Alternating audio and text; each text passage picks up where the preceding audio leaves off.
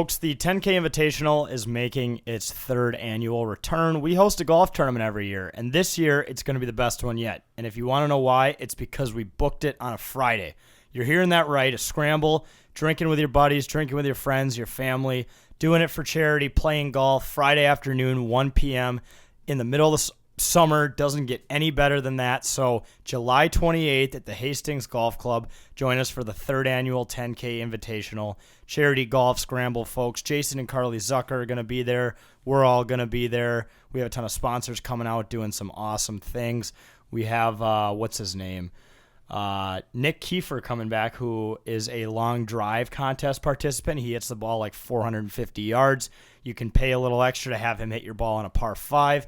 And it all goes to Give 16, which is an awesome charity. Jason and Carly Zucker's Give 16 Foundation helps support programming at the University of Minnesota Masonic Children's Hospital and their really cool Zucker Suite and Broadcast Studio. It's a really awesome cause. So go to our website, 10ktakesmn.com. Go to the events tab, click the 10K Invitational, and if you own a business or an organization that wants to support it, you can click the link embedded on that page. But make sure to sign up your team. We're already halfway full after only a couple weeks, and the tournament is filling up fast. So once again, 10ktakesmn.com events tab. You can either donate to Give 16 through that, sponsor your organization or business to support Give 16, or just sign up a team. But we'll see you Friday, July 28th in Hastings. On this episode of It's a Bit, we're joined by a recurring guest. He's the producer of 9 to Noon, big Vikings guy, helps host the Fan Line, does Saturdays with Meat Sauce on KFAN. It's Nordo, good friend of the show. We're also going to go through our bits of the week as always and end by drafting the guys that you'd want on your side during a fight. Guys or gals that you'd want on your side during a fight. So all that and more on It's a Bit. To the top, never going down, don't wait for the drop. Never stand still, that's the motto. Yeah, brand new bands for the auto. Oh, foot to the ground, full throttle. Big energy for the night like lotto. Damn, y'all talk lots, never this quiet. Life like a Seinfeld plot. Vault full of songs, all of them bombs. Something like a minefield guy. Boom. Get it, tickets running out quick. Bet it, never get it out big. All right, folks, welcome back to another episode of It's a Bit, presented by 10,000 Takes. My name is Bossman, joined by producer Cam, journalist Jake, and Wags. And some very bad news. I did not deliver my Loons update last week. You guys were supposed to hold me to it. I thought you did. No, I didn't. He did, I think, 2 weeks ago, right? Yeah. Because we were talking about God knows what last week, and then we just jumped into Bit of the Week. We were talking about you spraying red puke at a high school party. I don't know how we got there. And then I was like, well, this is weird. Let's go to Bit of the Week. Jesus. Completely skipped the Loons update. So And our audience, they really want they're that. pissed, Yeah. dude. Our rating is down to 1 star thanks to you guys. You were supposed to hold me accountable. I told you got to hold me to it. But we said at the beginning, when you started the Loons updates, that we said we'll probably even forget to hold you accountable. That's how irrelevant the Loons are. But the problem is, though, it was on the sheet, and last week, if you guys don't remember, we were like, the sheet reigns supreme. Cam had to read that Jake was sucking him off to relieve your tension. Yeah, that's where all the focus went So to. the Loons update is on the sheet. So the sheet still reigns supreme, but let me give you my Loons update. And this was, I know this happened last week, so you're going to be like, old news, bro. Lionel Messi now plays for an MLS team, so along with the rest of the MLS, the Loons are fucked. He's the GOAT. That sounds about right. Everyone's fucked. It's like the mid-2010s era of the super teams in the NBA, like Golden State. Yeah. That's what Miami is going to be like now. Well, Jake, let's do a trivia question really quick. Name one person in the Loons. Go. Boxall. Is that right? I don't Yeah. even know. Still on Okay. the Yeah, Loons? Boxall. He's been on the team like maybe Yeah, since- I forgot his first name, but I just know it's Boxall. I would not have been able to get one. No, I can't He's a either. franchise Don't they guy. have like an Alonzo? It's usually a pretty good. I named one 2 weeks ago. Alonzo's his first name. There we go. Yeah. Shit, boys. Yeah, we'll Alonzo. get out to. Where can you watch it on TV? Is it on FSN? It just strikes me as something that's on the CW. ESPN It might be. Plus I thought they used to broadcast them on Bally Sports. Apple TV might have them, right? for sure. Yeah. Apple TV definitely has like every soccer game ever, from what I've seen, and they have baseball now. I thought they broadcast it on Bally Sports, at least when the Loons first became an MLS team. That would make sense because other than the Twins, Bally's not. They're broadcasting the Twins and the Lynx. I don't know what else Bally's broadcasting. Do you every ever night. see them advertising Loons games? I don't. No, Not anymore. I think they lost. Maybe they don't broadcast. Let me look. So no ratings. I will. It was while you were looking it up. I did see a Loons billboard. I was driving yesterday, and it said, like, coming up, like, whatever, MNUFC versus this team that has the best initials ever, FCK. I'm like, MN United's playing against fuck? Let's go. Like, who is that? FCKDC. That's FC Copenhagen? What? Is that what that is? Yeah, FCK. I search FCK, and that's what pops up, FC Copenhagen. I think, like, is it like a friendly? That's why, yeah. It's like They're not even Okay, MLS, so from what I see, to watch long cut? MLS, you need an Apple TV subscription. I think it's exclusively on Apple TV. Now, That There's makes probably it there's hard. probably some nationally broadcasted games on like ESPN2 every now Yeah. and then, but yeah, that's kind of tough. But if you're a Ted Lasso fan Yeah. and a fan of Richmond FC like Jake over here, then it's a two birds stoned at once, as Ricky from Trailer Park Boys would say it. Yeah, I think they're just trying to capture all the Ted Lasso fans. That makes sense. It's a to put on smart Apple. strategy, but again, putting your whole entire league behind a paywall is never a good move. I hated it when the UFC did it, and yeah, it's like there's a NHL reason did it too. You're right, and there's a reason we're not watching MLS games is because you have to pay to watch it unless it's the biggest games around, right? The Yeah. MLS, like, I feel like they're trying to make it so relevant now, and it might be amongst like soccer fans, but I feel like it hasn't been relevant since like Landon Donovan and David Beckham. Well, it's kind of was funny. only- It's kind of funny how much United States is like trying to adopt European sports. Like Formula One, a lot of like hardcore F1 fans hate the U.S. races because they're just doing it for money and blah blah blah. And they bring in all these celebrities. They don't care about the sport, and that might be true because if you look at MLS too, it's like we're trying to like copy these Premier League type environments where there's flags and nonstop cheering, and that's the only sport we have that does that. Like, we don't do that at football games, baseball games. We really only do that at soccer games, and it's because they did it over there.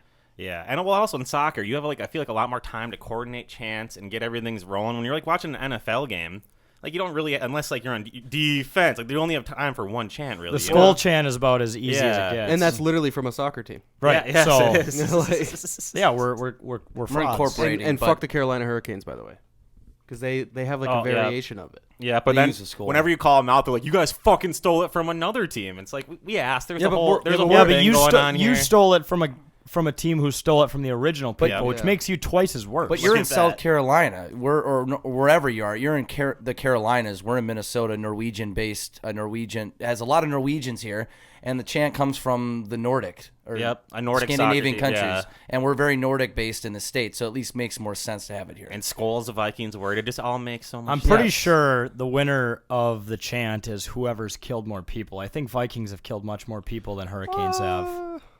No, You think? Yeah, Oh, I I mean, I guess. guess. Do you know how long they Close. were around? True. That's just closer than what you they're- might think. I mean, though. Vikings. Their whole entire existence was to go to village to You know, village and Yeah, like, I'm gonna- pillage both are them and- both Google are it. very horrible Yes. things. Have the Vikings or Hurricanes killed more people? I'm looking at it. The It's- Did you guys ever watch that show back in the day? What was it?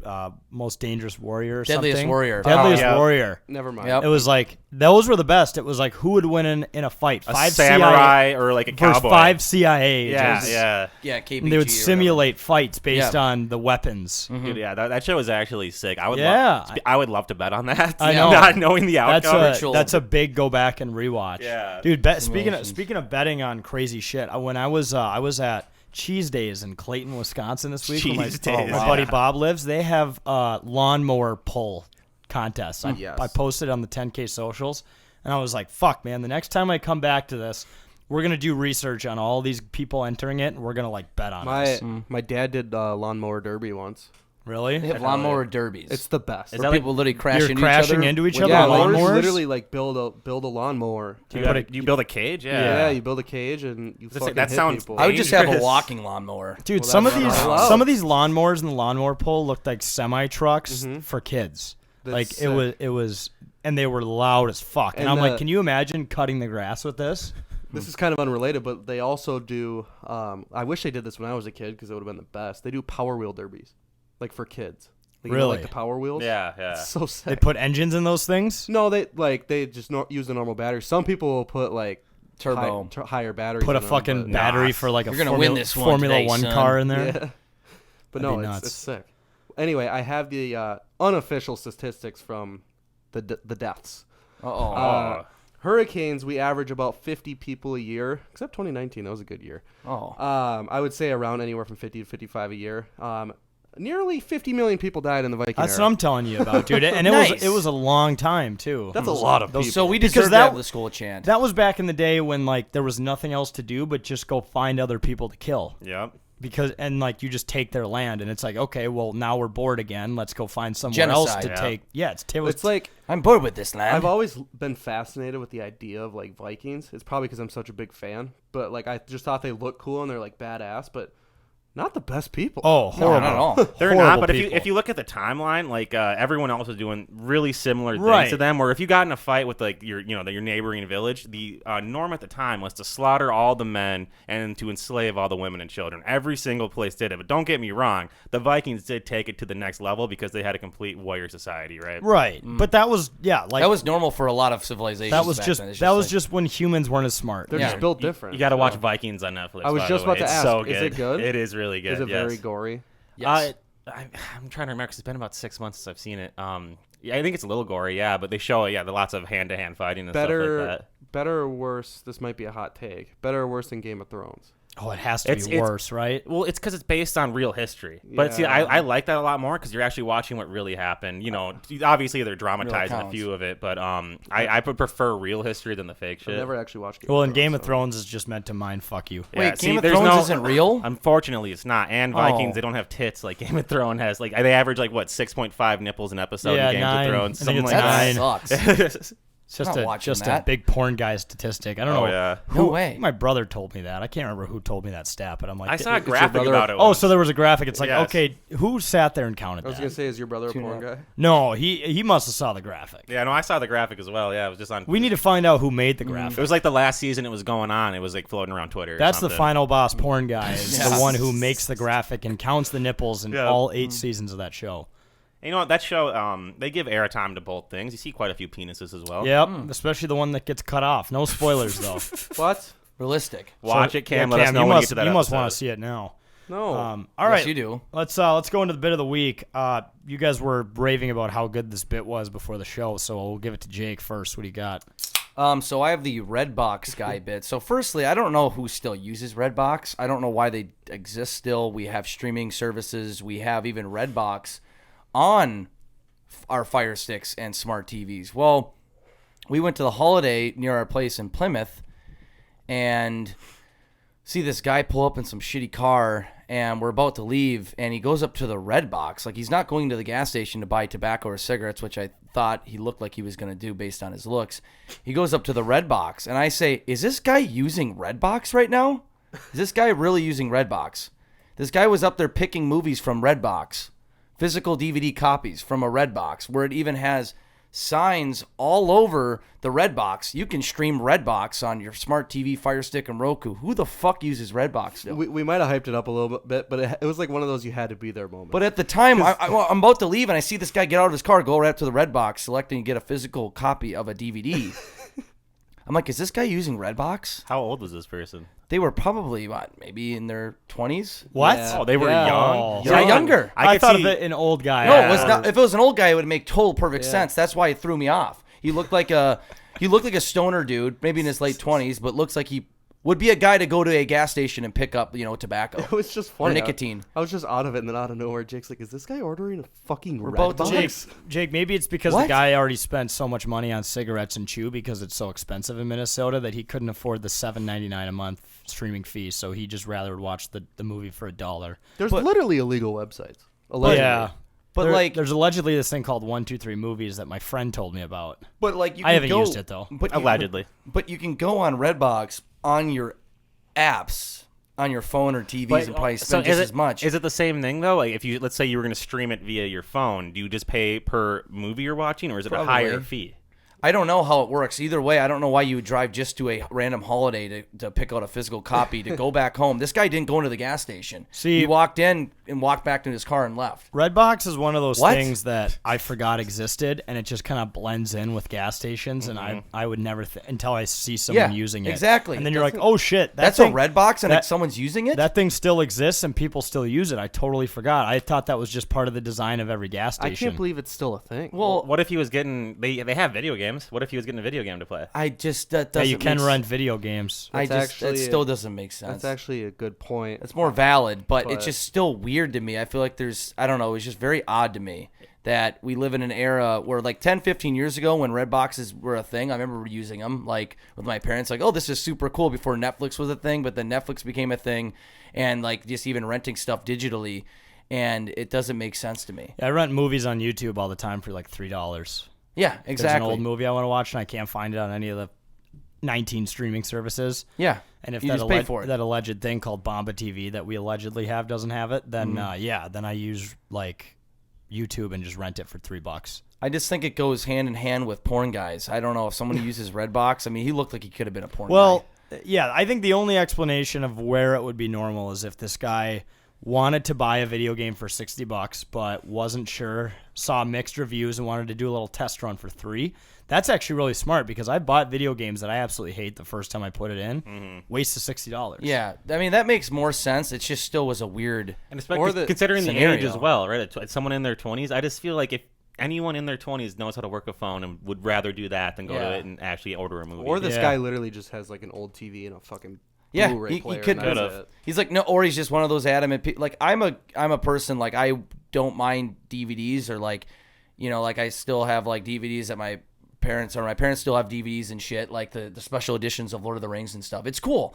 But, like, I would never go, if I want to rent a movie, I'm not going to go get a physical copy of it in any capacity, risk losing it, and just drive back to return it. What if he's like all of his friends have iPhones, but he's just an Android guy and he's only going Or to he's a use the flip phone Android? guy Yep. still. He's Yeah. a flip phone guy. We're talking about rare scenarios. I'm thinking there's though, people like that. I'm thinking though, Redbox still has a bit of a niche in the market. They should just put all their machines in cabin towns where people don't Yes. have Yeah, Wi-Fi or 100%. that would make more sense. remote areas where, because like my buddy, his cabin is way up north in Wisconsin, and he only has a DVD player, so we just watch DVDs when Right. we were there for the 4th. I still watch DVDs up north. But as in well. Plymouth, if you're getting DVDs where there's plenty of fiber optic internet and Xfinity and all these providers, yeah, I don't know why you're crushing DVDs. It was just very strange because I've seen them still. I didn't realize till then that we still have red boxes around until I saw him using. I'm like, oh shit! I've come to think about it that there are still a bunch of red boxes sitting outside gas stations, and it was just beyond. That's the first time I've seen someone use a red box personally since maybe the last time I used one with my parents like 10 plus years ago. It was a strange looking thing to see. You know, if I saw an alien in that, I mean, I would be like, these are both very strange. yeah. Very strange instances. This guy, a Redbox guy, I don't know. People gotta. I hope someone, maybe our listeners, can give us some input on this if they still use Redbox, because that doesn't make any sense to me. You're comparing someone to you who's using Redbox to seeing a UFO in the wild. Those are not the same. An alien. Oh, UFOs exist. sorry. That's insane. But still, that's just it's still very weird to me. I was thrown back at it. Actually, it was just very weird thing to see. All right, Witness. Wags, what do you got? I got the worst pickup line ever, Bit, and this goes back to last Friday. JJ and I, we had a twosome of golf. We played, and for us, we played really, really well. He had his best of the year in 92. At the time, it was his best of the year. I had a 94. And at the bar, Jake was feeling himself. I mean, he almost hit a hole-in-one. He hit the pin and stuff like that. Oh, yeah, I he forgot was, about that. He was feeling really good, and he was kind of stoked. And he just looked at me. He's like, dude, I think I'm gonna walk up to those girls over there, and I'm just gonna lead off with, I shot a 92 today. And I was like, they're not gonna know what that They means. won't know what it means. Or if they're do? good golfers, They'd be they're like, "What?" They're gonna be like, that's not a good score. Yeah. So either way, it doesn't help me. But you were so adamant. You just kept saying, no, it's going to work. See, they're going to ask what it is, and then I'm going to hit them with it. And I was like, no, then you're going to tell them that you're not a good golfer? I just didn't understand the ending of it. Yeah, I don't understand. Did you ever end up myself. doing it? No. Oh, that's probably for the best. It was for the best. I think we saw a bunch of other cavemen walking around him, so I'm like, I'm good. Oh. I'm gonna drink my beer and you know put a ball marker next to my beer and we're good to go. Yeah. Yep. But that's not the only worst pickup line I've done. I've been known to. Oh, say yeah, some you've dumb been shit. known to say really What else? dumb What else shit. you got in the chamber? Yeah, let's hear one. You look super grunge. Yeah, I've seen you use that Yeah, one. it's- That was really before I even grunge. knew what grunge meant. I Yeah. heard you say You that, look- and I'm like, look that's super got to be grunge. that sounds like an insult. You had Yeah. a pretty good one though once, didn't you? It was like, now that I'm here, what are your other 2 wishes? Oh, Or some yeah. shit like that. That was actually pretty good. Some girl was like, "Oh my gosh, that was really good." I liked super in cheesy. in Vegas when you went up to those girls from the convention. You're like, "Hey, girls, you from the convention too?" And you just started sitting down at the table and talking with them. Yeah, I'm like, no, I'm with the convention. I'm networking. Jake, do you remember which pickup line in Vegas you used on the hooker? I didn't use anything. No, because she on her. sat right next to us. So yeah. I just went up to her. I was just ordering a drink, and then I think I just said, "Do you own any digital real estate?" Or something, What? Which I have also used on women. What? I go up. See, a lot of these guys go up to them. Hey, you have a pretty smile. Blah blah blah. This bullshit that girls can see right through. I go up and hit them with the hard hitting important questions. Ask Do you them own if, they've digital real been estate? scammed by Yeah. NFTs. Yeah. Yeah, you really got her. She just didn't want to drain your bank account or Yep. anything. There's a good one on TikTok that I'm gonna try out where you go up to like a girl and you tap her on the shoulder and you say, "Hey, that guy over there thinks you're really cute," and then you run over there and stare at her. That's funny. Like that'll totally throw get- anybody off. I could see Nathan Fielder doing Yes, that. yes, or like I think you should leave. That's Tim like, Robinson. That's Yeah. that's that kind of. But that's like so much more creative than just like, oh, did it hurt when you fell from heaven? Oh. Yeah. Do you guys remember? Because your face is fucked up. yeah. I've seen that. I do that and they'll just walk away. Do you guys remember the old Tinder pickup lines that people would use all the time? Like people just spam the same thing. I remember this one kid was, "Are you from Ireland? Because whenever I see you, my penis is Dublin." Oh yeah. There's a bunch of What? good ones. Yeah. Are super you from sexual. Tennessee? Because you're the only 10 I see. Yeah, Yeah, that's I a saw- classic. I saw one on Twitter. It was like, if I were a watermelon, would you spit or swallow my seed? Oh, There's God. some really crazy ones. See, you can say that on Tinder because you're never gonna meet them, but Right. yeah, I'd be careful in a bar. Or because you used someone else's picture. as Exactly. your phone. CGI. Yeah. All right. These deep fakes, man, they're getting too crazy. They are. Cam, what's your bet? My bit. You got to read the sheet though. Not the one that is on there. Yes, it is. Nope. Cam, you got to read what's Read on it. the sheet. Gotta read it. It's from Zane. Whoa, It's a script. Whoa. It says this is Cam's bit. I feel like I'm being set up to fail. It's because you're not filling out the sheet though. So then we have to fill it in for you. I do it when I get here. Fill it in. Oh, Zane, what? for my bit, put the smelly bit. I'm wondering to our audience, have you ever put your finger in your ass and then smelled it? I don't recommend it, especially if it's Jake's ass. No, that's not what the sheet says. Yeah, no, it's especially. Delete it. No. No, the sheet that I'm reading says unless it's Jake's ass. Oh. So I think you screwed that part up. I hate you guys. Jake's ass. Fill out the sheet. My actual bit, Yeah, you wouldn't have this issue if you filled out the Jack. fucking sheet. I don't have endless amounts of free time at work like you. Whoa. taking No, you have like shots. 100 lunch breaks. That's just Cameron, not true. You're You're on Twitter fighting with people all day about the twins. I said one thing on my 30-minute lunch break. okay, One thing. congrats. Well, you should have filled it in then, so you didn't have to worry about us filling something in. I'm leaving this podcast. No, you're Cam, not. you just insulted my workload. I worked very hard every day to build this fucking company. I'm fucking with you. Nope. Nope. Nope. Now I'm insulted. We're done. Now. I'm done. It's we're over. folding. That's it. All right.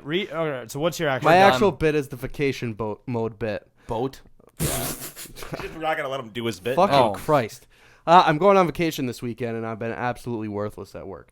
And maybe I should spend that time to fill out the sheet Yeah. next time instead of scrolling through Twitter, because I'm horrible. But I and thought you didn't have endless amounts of time. Yeah, I don't. Cam, it'd be better for you to just get off Twitter for a little bit. I don't provide anything to this company, and I'm a piece of shit. I understand. I'm a piece of shit. You used to be a piece of You shit. used to be a piece I of used to shit. be a piece of shit. Yeah. Sloppy steaks. That's you an get inside it? joke I if you've got seen the it. show.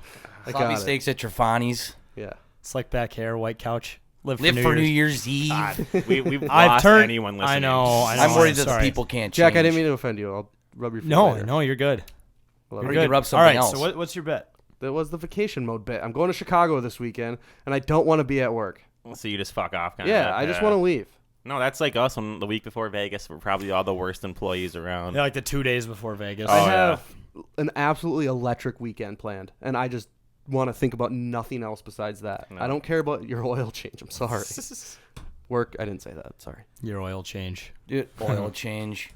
No, I feel that even just in like the summer in Minnesota, like when we don't even have a vacation, like if we have like golf planned, even like on Friday, like I'll be like thinking about like that sometimes. Like I just don't even want to be at work right now. It's sunny outside. Like I want it to be Friday so we can be outside doing this or doing that, or you're gonna be on the lake on Saturday, even if you're not going more than 20 minutes away from your fucking house. You're still thinking of that, like. Yeah, 5 days in between summer weekends is brutal. It's bad. Some winter weekends, it's like, whatever. Well, it's cold as fuck, so who cares? Yeah, you what know? else am I gonna do anyways? Yeah, What am I gonna go snowshoe across a lake this weekend? Probably Right. not. No. Right.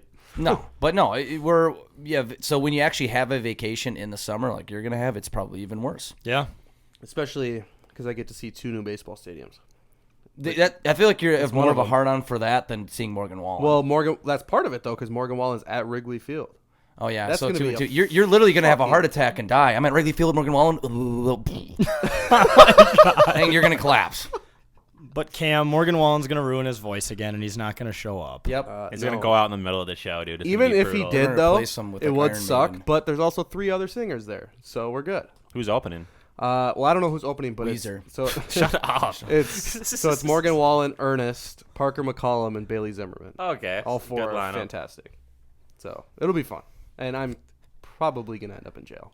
Yeah. All right. So this is the last Cam episode you'll hear. Yeah. Rich. Yep, he's done. You want I to am- be careful in those Chicago jails. We do actually have you guys don't know this yet. We have a special guest producer next week. We We've do. already I lined know. up. Yeah, he told me already. I'm looking forward to it. Is this one that I'm thinking about? I'd probably name who you're thinking of. Producer Andy? No, Oh, that would have been a Former good former throwback. producer Andy. No, I wish Andy could come back. producer and- Josie.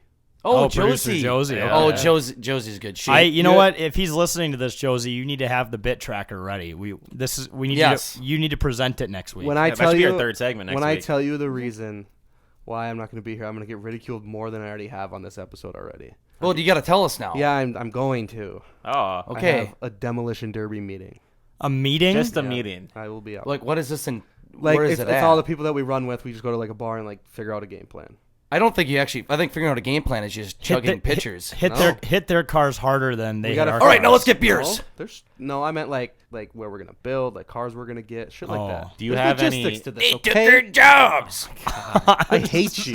What? That would be fun. I would love to go to Cameron, do you have any derby rivals or not yet? No, No. Okay. I'd love to see you get in a little rivalry with that. someone. No Brooks Koepka's v. Yeah. DeChambeau bits. I will. Also, I will be running locally this year though, Dakota County. Oh, you'll be. That's a great county fair. I'll be there, dude. Let's People go. should go down there and watch Cameron. Yeah, Oh, we all will. That'll be a lot of fun. Dakota County Fair In and August? then August 11th. It's a Perfect. Friday, and then in October I'll be running in Farmington, same place. It's just like it's called like the Minnesota Throwdown. It's like a huge event. What division are you competing in?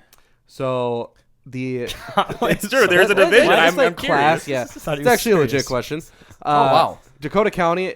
This one's gonna be kind of a gong show. It's called the MWFA class. So it's just like yeah, no, I know. So it's like MWFA. most wanted fine arts. They're like basically they paint derby cars, but they're like we know them. Like they're good people. Ultimately, it's like run what you bring class. So like I'm probably gonna be in a minivan, but I'll be going up against like cars and like trucks and shit. Like it's gonna be a gong show. Show up with a monster truck. It's gonna be great. You win. Grave digger. Since this is going to be like a more local thing, because he's always way out of town when he's doing these, we need to like film him like getting ready for it, Oh, and building yeah. the car, and then actually at the event do a that'd be lot of- documentary. yeah, Like Hot Rod. a Yes. mockumentary for it. It'd You're be gonna hilarious. see me shitting myself. My dad will be doing it too, so we can throw him in there. We'll Look have at 2 that, people yeah. out there. Get some GoPros in the cars. Yeah. That'd be a blast. Well, we should do that. yeah. Let's get the film crew on it. Yeah. Which is Hot also rod. us. I I that build would your suck. ramps. That would suck to have like so much hype for it, and then I just like one hit, I'm done. Can Well, you that'd be imagine? funny. But all the build up, and then it's just You're just too over. legit. I think Cam. I think I might have jinxed myself because my new roof sign has all of the Minnesota sports logos on it. I'm like, they never win. You I'm should fucked. take those off It's definitely a immediately. jinx. You got to put a 10K logo on the side of the car. Oh, I think Spray paint I'm gonna hit up someone and I'm gonna try to get like a screen printed like huge ass logo. That'd be sick. gonna- That's your home race, Cam, or your home derby. You got to do that. I'm glad we're gonna film this all, because finally people are gonna see all the blood, sweat, and tears that go into derby racing. Yeah, the only thing that our fans know about derbies is the fight that I posted a couple weeks ago. Yeah. What? That's how I think people Jake chant is at like, those uh, He's events. on one. Jake Jake- just insulted everything you love. Anytime I talk, Jake is like, No God, word. what's the word? Like the monikers or whatever. In rap songs, like, Mama. He does shit like that every time I Scrapapa. talk. DJ Smoke Khaled, trees. DJ Khaled special. Big titty. Smoke trees. I don't know what he's doing now. Skra. All right, let's see. My bit here, I have the classy father bit. So Filip Gustafson, the Gus Bus, him and his girlfriend decided to have a child that just popped out the day after Father's Day. So a very classy move by the netminder to have his child the day after Father's Day, because if you have a child on Father's Day and everyone wishes you Father's Day, Happy Father's Day, you didn't really earn that. Exactly. So he's like, you know what? No, I'll do a full year. They were able to somehow hold off the baby until the day after Father's Day. Good. So now the clock starts at 1. But next Father's Day, Good. we can wish Philip a very full Happy Father's Day. When he finally earns it. I love Yeah. that. Also, he said his wife did his dad a favor. One last day just about his dad. Next year it's going to be about Phil. So. Right, yeah. That's you got to love that. And if you think about it, how many babies do you think annually are born the day before Father's Day? And how many people like tell the father of that child, I'm not telling you Happy Father's Day, you don't fucking know yet. It's got to happen to like every dad out there, right? Yeah, it has to. It's a weird scenario. But I do see it a lot. Well, amongst the countless sea of, like, you see it on Mother's Day and Father's Day now of people appreciating their fathers and stuff. You do see a lot of, like, young couples, happy future father. Oh, yeah. See Stop. that? No, you're not allowed Stop. to be told Happy Father's Day if your girlfriend, wife, or whatever is Yeah. pregnant. That doesn't count. You're not a father. Like, if I'm in that... You've started the process by coming inside of her. Exactly. But you are not a father. Biologically, you are not a father, yet. as of yet. Like, so I'm future father, but it's not future Father's Day. Like, I plan on having kids someday, so happy future Father's Day to me. Yeah, seriously. Where are all my gifts? Where are all my pictures and appreciation Yeah. posts? It's bullshit. You'll scroll through like Father's Day on Twitter, and you'll have like a lot of wholesome posts, but then you'll have like that OnlyFans girl who's like, "Happy Father's Day, Daddy," and they're posting their man, and it's like, dude, that's not what this day is made Then for. you click on her profile and it says entrepreneur. Then it says thickest 18-year-old on Twitter. Yep. My links. What? My link tree to all the Okay. different porn sites I'm It's not what listed on. entrepreneur is, but okay. Yeah. Okay. Related to the Minnesota Wild, I have a honorable mention bit. I have the Wild are underdogs in everything, even in the quote unquote how fun would their parade be if they won the Stanley Cup tier list done by quote unquote the Brat Pack on Twitter.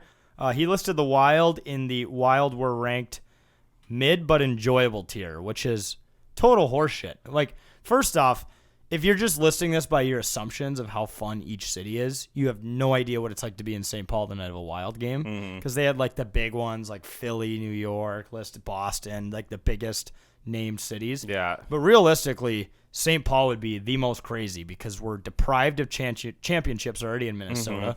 We're the state of hockey. The Wild have won in such heartbreaking fashion every single year. We're very deprived of the Wild specifically, sports let alone. So, yeah, and I said it on Twitter. I think we would accidentally burn down St. Paul. 100%. Minneapolis might catch a stray too. Yeah, I mean, well, Minneapolis pretty much burnt down in 2003 when the Gopher hockey team won the national championship, right? Like, I can't imagine the Minnesota Wild actually winning it. And what this person is not really taking into account is, like you were saying, Minnesota has not won a championship since 1991. The fever is going to be so crazy when they finally do it that, yeah, like, it's going to be like an atomic bomb was dropped on whatever city we won the championship in. Yeah, I mean, we've said enough on this show of how crazy it would be, but seriously, like, that tier list is just wrong. Yeah. And yeah. it's not even open to interpretation. He clearly didn't reserve every team. He He just was like, thought I about- don't know who Minnesota. I'll throw him mid because I don't know anything. Well, our account, like, it quote tweeted the rankings and it said nah, and the Brat Pack or whoever the fuck his name is, he immediately like replied saying, "A fucking course, he's just making fun. He just started ripping on Minnesota, right? And all we did was disagree with his ranking, and the first thing he did was just try to attack us, and I thought that was absolutely. Well, he's a hilarious. Devils fan, so Yeah. he's just as upset as us. And he's Fuck. just Sure, wrong. is he? Oh, When's gross. they win it 99, 2000? When did they win? They won it with Carter and Parisi. No, they didn't. No, Not with Crazy. they didn't win that. They lost in the cup. Though. Okay. They won I with- think they went. Championship. Well, yeah, because I think they went twice with Parisi, didn't they? They won with Billy G, too. Didn't Jason Yeah. Arnott score a game-winning goal for them in And- 2000. Yeah, so And they won in came back from 2000. like 3-1 in the series or something like 2000. It's an insane take, But though. still. you gotta do more research than just think of the city. They probably were like, oh, everywhere in the Midwest but Chicago doesn't even really exist. So they had a pretty good beginning of the decade. 99 or 2000 they won, and then 2003 they won. Jeez. It's just like, dude, shut the fuck up. If you're gonna make tier lists, like, don't get defensive when people call you out for being wrong. I know you're publicly posting that. You should know that this is the internet. You're gonna have Well, and also wide array of it's not like opinions. we're like, you're a fucking idiot. This is wrong. It was just like, nah, and then he Nah, was so bruh. offended by it, He was What probably the fuck? getting a lot of heat from everyone and was Yeah. just in a very defensive mood. which I can understand. Everyone's been there. But also, though, that's what happens when you make graphics of your sports takes. Like, our golf course rankings got torn apart. Our jersey rankings got torn apart. Any ranking that anyone does about anything is going to get torn apart. Going to get torn apart. Our tough guy draft will probably get torn apart. 100% will. People are gonna bitch. Yeah. They're gonna bitch. Let them bitch. Yeah. All right. Well, folks, that is it for Bit of the Week. We're going to take a quick commercial break, and we'll be back with our interview with Nordo. Ladies and gentlemen, you can go to our 10K store and buy all of our latest merch right now. All you got to do is go to 10ktakesmn.com and click on the shop tab right now. We got our 2023 baseball season collection out there, which has plenty of Minnesota Twins 10K themed merch, and also just 10K themed merch in general, including the Joey G Revenge Tour, the Corn-Fed Farmer shirt. We also got the Minnesota 1991 Champion shirt and the 10K Carlos and Buck tee. Heck, I'm even wearing one of the 10K shirts right now that you can buy on the store. Support us today and go to 10ktakesmn.com and go to our shop and go and buy out everything in our store. Look for our Vikings collection coming out this fall. Do you like sports betting, and do you like 10K takes and everything that we talk about? Well, tune in every Saturday at 2 p.m. on KFAN or kfan.iheart.com to listen to our sports betting show, 10K Bets. That's at 2 p.m. every Saturday. We give our sports betting takes. We play fun little games surrounded around the world of sports betting, but we don't make it super serious. We have fun with it, but if you want to hear some takes on sports betting, just tune in to 10K Bets every Saturday on KFAN at 2 p.m. We'll be live again this Saturday. All right, folks, welcome back to It's a Bit. We're joined by a special recurring guest. He's the producer of 9 to Noon, does all sorts of stuff with KFAN, Vikings Fan Line. We got Nordo. Nordo, I was going to say, the first question I have for you is, do you miss Fan Line at this time of the year, or are you kind of like, I'm happy I don't have to deal with that negative shit for like every Sunday? Are you kidding me? I am begging for a Fan Line. We might do Twins, 19 and 26 Fan Line tonight. I might drive in just so I can have something to talk about and get fired up about. These are the dog days of summer where we're more worried about Wi-Fi and internet repeaters and extenders than we are about our favorite football team. So I need Vikings Fan Line in my life. I don't know about you guys. I'm bored talking about where Dalvin's going to go, although we've talked about it on the radio.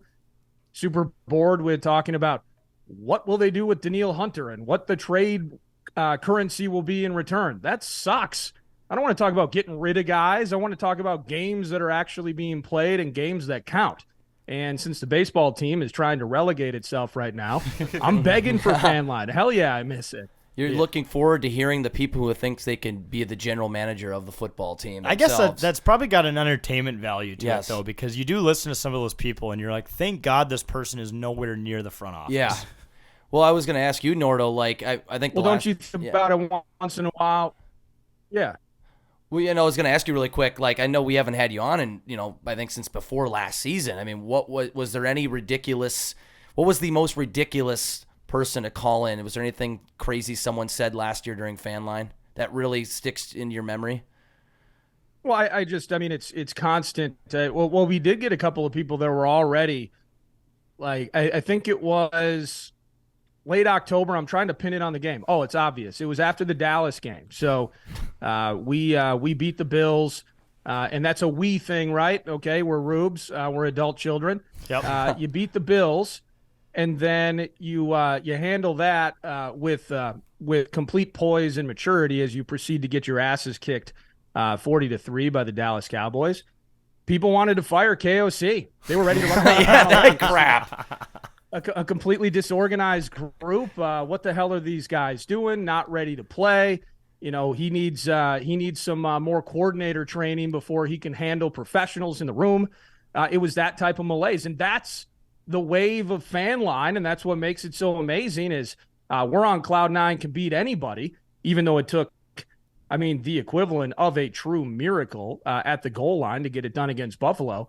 But then the very next week, Tony Pollard's out the gate for 68 yards, and people are trying to chase Kwesi out of the state. So that's how quickly it changes. But, yeah, we had people already trying to get the GM and the coach fired after that Dallas game. See, I think you have you're the best person for that role, in Fan Line, because I think it would take a lot of patience that some people don't have to sit and listen to people say over and over again that they want to fire the coach after just one bad game. Does being a father help run Fan Line? I feel like that has to give you some patience that'll help you out there. Well, being a father helps me produce 9 to Noon sometimes too. So it is all about patience. But no, all good. I'm just kidding. But when it comes to Fan Line, that kind of stuff amuses me. Be as happy or be as pissed as you want. That's what's amazing about what we do. You guys building this platform at 10K. We all kind of think we're GMs. We all kind of think we're experts. So whether it's via podcast or via fan line or via a silly 9 to noon radio show on the Fan, get loud, be stupid, just have an opinion. This is not an universe. Let's be on one side of it. Be logical or be insane. Just choose one of those paths and have some fun with it. Because in the end, that guy trying to fire KOC, if they get a ring at some point, we'll bump into each other during the parade on Hennepin, and we'll both be very happy and forget that conversation ever happened. So it's all good. But yeah, patience, changing diapers, all prerequisites for working at the Fan. Wait, well, let's talk about the Vikings this upcoming season. Obviously, there's a lot of roster turnover. We lost a lot of veterans on the team. A lot of question marks with the team overall. Where do you see this team? Like, what level do you see them playing at this next year? Obviously, you don't probably see them getting 13 wins again, do you? No, I do not, and that's kind of depressing. Speaking of being logical or being insane or don't be in the middle, they're going to compete for what appears to be a division, and so that's all good. The offense has a chance to be better. Brian Flores does truly need to walk on water. So it's not about getting biblical here. I'm just saying Brian Flores will need to walk on water. He will need to produce things that our eyes have never seen in our lives to be able to make this defense work.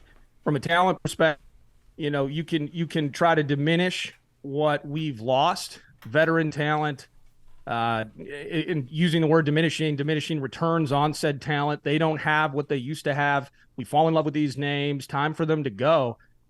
But who the hell are you replacing him with? You're replacing him with a corner in Andrew Booth that's been injured since Pop Warner. A Caleb Evans, sadly, had multiple concussions last year. Yeah. And across the defensive front, you replace Dalvin Tomlinson with Dean Lowry. Marcus Davenport is very much on a prove it. And I think he had a half sack last year, something like that, against Kirk Cousins, by the way, in London. I think that's where he registered it. Of course. But there's so much unknown. So, and then the schedule is built to kick our asses, right? I mean, that's really what it's built to do. If you look at how it's set up, it's built to kick our asses where, similar to a season ago, we're going to need all those dice rolls to come up in our favor again. Will they? I don't think they will. So this team is in perpetual purgatory, and they're going to win enough games to keep us excited. They're going to win enough games where the final three at the end of the year, the two against Detroit, and then we get sandwiched in there, I think, is Green Bay. Those are going to matter. Those are going to mean everything. And so we're going to have all the hope. We're going to have all the montages 9 to noon. You guys are going to be pumped up doing content, and Kirk's going to be in the stands at games. Is it going to translate to bliss? Yeah, Kirk Cousins. The answer is no. So I think that. Well, no, I was going to say Kirk Cousins is just omnipresent. talk. We know we got internet issues. Yeah, this is the internet issues episode. I feel him with me right now, as a matter of fact. He's always present. No, but I think it's one of those things. He is, absolutely. The thing with the Vikings right now, I think they're building long term. As I've said it on the radio, this is going to be painful. And the idea that you can do a competitive rebuild without feeling some of that pain. Hey, what veteran trying to fill this gap? It's all going to come down to Kwesi's drafting. His entire tenure. I think when we look back at it in time, it's not going to be, man, he shed all those contracts into the 2023 season. He had to do that, but who did he replace him with? So Mekhi Blackman's got to be a stud. Lewis Seen, it's not his fault he got injured, but he has to play. Mm-hmm. All those things need to come up roses for Kwesi moving forward. So in terms of this season, it intrigues me because the defensive coordinator has to walk on water to make this thing work. And the schedule is absolutely built to kick our asses. Yeah, NFL rigged. Let's start the conversation. The NFL doesn't want the Vikings to win, let alone make the playoffs, just to lose in the first round. No. We're waiting for the next script to be released. Right. 100%. Internet issues can continue. Oh, man. Yeah, this internet sucks right now. Well, no, I think I'm seeing 4 lights now on our extenders. So but whatever. It's what we do here at 10K. We have technical issues. But Do the robot. do the robot right now. Keep the folks entertained. Well, I wanted to ask. The narrative I think is starting to settle here that I think Aaron Rodgers is going to become a Viking next year. I guess what are the chances, or what do you think the chances are that Aaron Rodgers is our starting quarterback come next season? Following the Brett Favre script. Yes, Brett Favre script. It's being written. It's the same. So just so you know, when I do this means you guys were talking in slow motion. Okay. So what I believe I heard was something about Aaron Rodgers becoming a Viking at some point in the future. Yeah, because that's definitely not going to happen. oh dang it. It is amazing that Rodgers, 15 years after just daggering and hating Brett for doing the exact same thing, repeats said process of weird self-actualization behind the microphone. We got darkness retreats. Will I come back? Will I not? That's the only thing he didn't do, is he didn't ask himself questions during pressers like Brett was so good at. He's not going to be a Viking, though. No way. Kwesi's got this whole thing set up. We're going to re-sign Kirk so that we can keep the 10K bit going for another 3 to 5 seasons. Yeah, we're going to roll with 8. And whatever the hell happens with Rodgers in New York, best of luck to him. He's probably got 2 more elite years in him, or at least high-end years in him. But you'll see the calf injury pop up. There will be an injured finger at some point. He's going to hate one of the wide receivers. The run game's going to break down. And they'll probably find their way to a wild card loss in the AFC. And cheers to them for that. Yeah. They'll load him with Percocets in some game And then to keep him going. Yeah. He'll fake an injury so he can attend another Taylor Swift concert because he's got to do at least a couple of those a year now. He's probably got a financial commitment on that one. He does, for sure. 100%. Who's the guy from the Jets he's hanging out with all the time? Zach Wilson. No. Joking. No, Joking. No, that's Rodgers' mom. Wasn't he at like New York Rangers games with them and stuff? Yeah, it was that wide the- receiver. No, the cornerback. Sauce Gardner. Sauce Gardner. Him and Sauce Gardner are just gonna go on tour with Taylor Swift at one point. Oh, yeah? And just ditch football because They're pretty much pop stars themselves. that's what I'm saying. Yeah. He's like way more of a celebrity out there. That he's enjoying the bright lights. Yeah. We can say that. Are you guys going to the Taylor Swift concert in town? We're not millionaires. No, Nah, I'm good. I'm just gonna avoid that entire mess. Avoid that No apocalypse. street side content. What if Kirk meets Taylor? Oh. See, that would be beautiful. It would be unbelievable. That'd be unbelievable. Kirk is a big Taylor Swift But for guy. a platonic friendship, Well, I think it would make. I think we should try to make it happen. We'll get in touch with her people and we'll get in touch. You with guys are both celebrities. Yeah, you make we'll- it happen. We'll make sure Kirk. Well, we always said Kirk. I would make appearances for him in times that he cannot make it. So in this case, I will be Kirk Cousins, his representative, meeting Taylor Swift on behalf of Kirk Cousins. Yeah. There you So go. and we can start like Nordo, like you said, a beautiful friendship, and then now I can be touring with Taylor Swift everywhere she goes. I think that's a phenomenal idea. Nordo, is wonder what- is Kirk Cousins good what- enough to lead a team to a Super Bowl? Yeah, he is. He's got to have a lot of stuff behind him, and that's never going to change. What do you think is more likely to happen? Kirk meeting Taylor, or our internets collectively coming together for a solid broadcast here? This is unbelievable. Yeah, this is what's happening right now. This is a colossal fuck up from people who are supposed to know technology, specifically us. Yeah, that's a good question. I don't know. It's definitely Kirk and Taylor meeting at this point. Our Wi-Fi is brutal. Well, Kirk and Taylor meeting. If you is wait a very out, if obvious you one. wait outside the tunnel at U.S. Bank long enough, like where all the limos park, you might be able to like throw yourself in front of it and Yeah. meter that way. wearing the full on, Kirk, the helmet, Kirk jersey, number 8, football pants, everything. Hey Taylor, Kirk Cousins here. They would arrest me on the spot. Or I do the Cole You'd style. take a beating, but you'd meet Taylor. I would do Absolutely. it for Taylor. No, just keep it in your pocket. But meanwhile, is Kirk meeting Taylor or Kirk leading a team to a Super Bowl more likely? Ooh. I would actually say Kirk winning a Super Bowl. Now, is that going to happen here? Again, everything Kwesi's doing is saying, can you help me 2 years from now? And with this money thing with Kirk, that's what's intriguing to me. If anybody that watches this and kind of weeds through it, if you listen to 9 to Noon and you've heard what we were talking about a couple of weeks ago, where Florio from Pro Football Talk put out that piece. He's like, from running it back to tearing it all down, and that it was some sort of organized tank job by Kwesi in play, semantics of terminology and what you're calling it, competitive rebuild, this, that, and the other thing. There's no way that this team can win only 5 games with Kirk Cousins and Justin Jefferson and the talent we have on this team. The defense was awful last year. We're crossing our fingers that it can't be worse, but we can't win just 5 or 6 games with this offense and this offensive coach. Not perfect. It's going to be ugly at times. We won a lot of coin flips last year. We can't tank with Kirk Cousins on our team and Kirk Cousins in a contract year where he's going to throw for 5,000 yards. And it's, again, another year in the evolution of the system. All of those things are true. And then with JJ about to get paid at some point, we can't tank. The problem necessarily is Kirk able to win a Super Bowl with a team? He just hasn't found himself on a team in the right moment at the right time. Because what is also true is this defense is rebuilding, and Kirk is 35.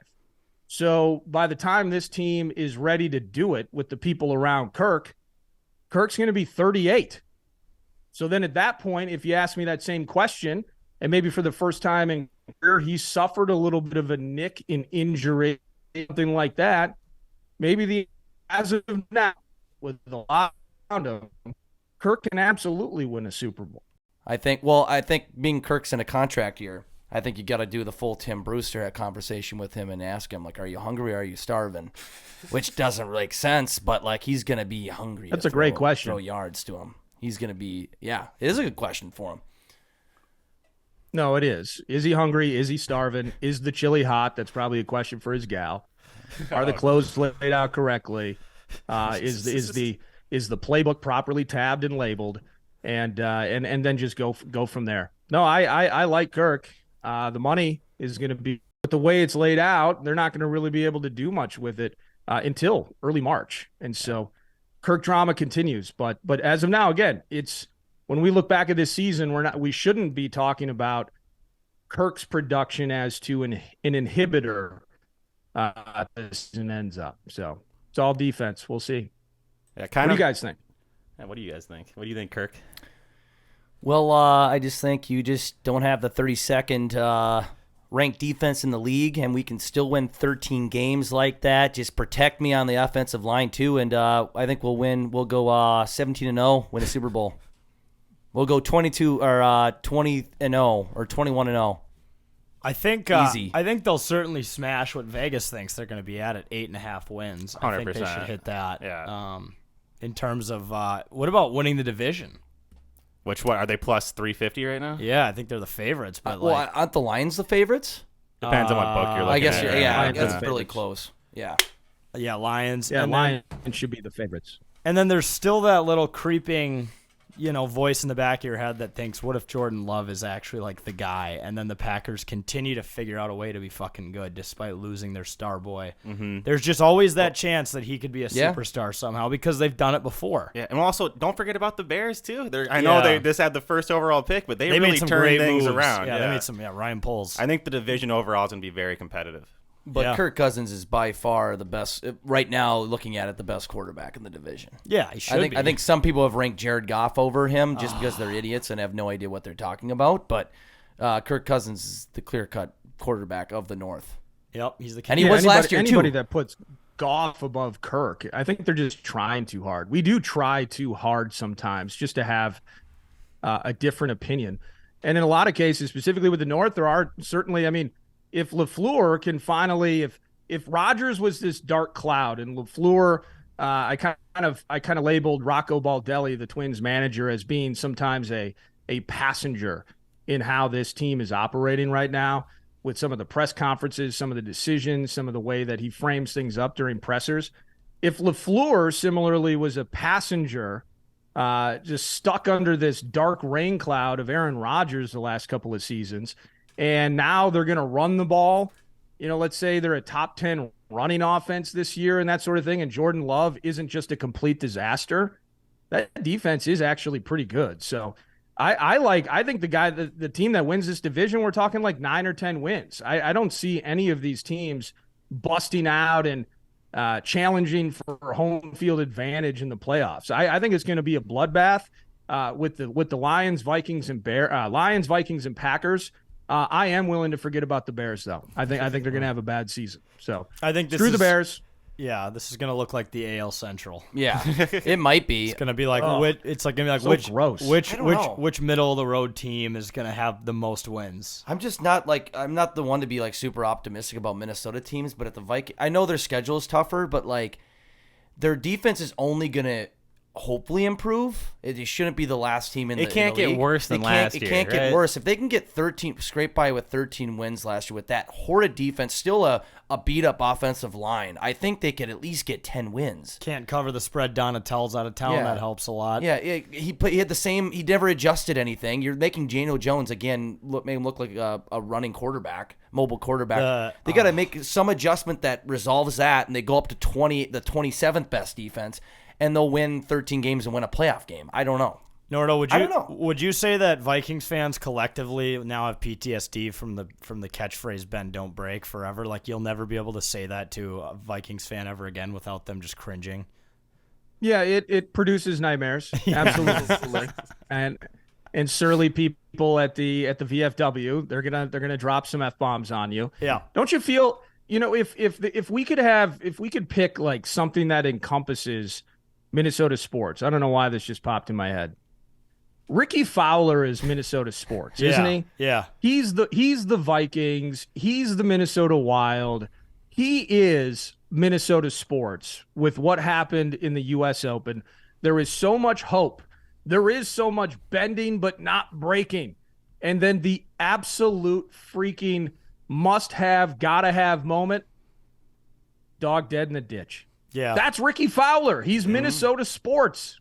Yeah. I don't mean to interrupt. That just came to mind. That's what I think about when I'm perfect pouring metaphor. myself in the Or face. even Rory, because Rory's like really good, but the last time he won was 10 years ago, and it's like, okay, does that even count anymore? Like it's been so long. And they constantly competing and making, But just falling short. Yeah, making runs to winning tournaments and majors like the Vikings and Twins and Wild, still making the playoffs and still competing in the regular season, but never always coming up short of glory. It's ridiculous. Pathetic. What about this? Yes. Do Minnesota sports teams or teams in general take on the personality of their fan bases? It was something that popped in my head during the show today, and it's just stupid summertime fodder. But the idea of, as Minnesotans, sometimes we are mild salsa, tater tot, hot dish, and if the team's winning, we're all in. But we are kind of fair weather. When it's bad, it's like, I'll check back in later. And I will go put a sailboat in a glass bottle, or I'll take up snowshoeing, or I'll go to my cabin. We are not as live or die, maybe in some ways, as we think we are. And so therefore, in some ways, do our Minnesota sports teams adopt our Midwestern sensibilities? Do you think we're not as live and die, though, just as a coping mechanism? Because we're so used to the failure. We all know how it's going to end. So just to save ourselves from the heartbreak, that's why we're kind of acting that way. Correct. We're abused puppies. Yes. Yeah. That's what we are. That's what we are. And we are used to this, the fatalism, and we know there's a treat over there, but we don't believe it's real. In the end, when it's all on the line, can they finish the job? And I think in some ways they have adopted a happy to be here mentality. Yeah. So I'm just throwing that out there. This is the stuff I think about in the middle of June when it's hot as hell and I'm sweating. Yeah. I mean, the Wild, you talk about the teams adopting it. The Wild certainly went to their cabin the start of the playoffs. The second they could, it seems like they Thinking went about there. Cabo. Game 4. Yeah. Or people always make the joke about like, oh, they're going to be first ones on the golf course. Like we start going to the golf course when it gets nice out. And that's what the Wild were thinking about in the first round. So certainly I think that makes sense. Just another situation. I mean, it's almost Vikings East with the money issues that Guerin's got to deal with right now. But I was talking to somebody about this the other day. So the Wild, 2000, 2001, do their thing. They're back. We got hockey back in Minnesota. We love it. We are the state of hockey. The high school tournament. We got pond hockey. We got everything. And they have been knocked out of the first round of the playoffs, I believe, 7 consecutive times. So maybe 6 traditional first rounds plus that bubble year or whatever the hell that was. against Vancouver, maybe.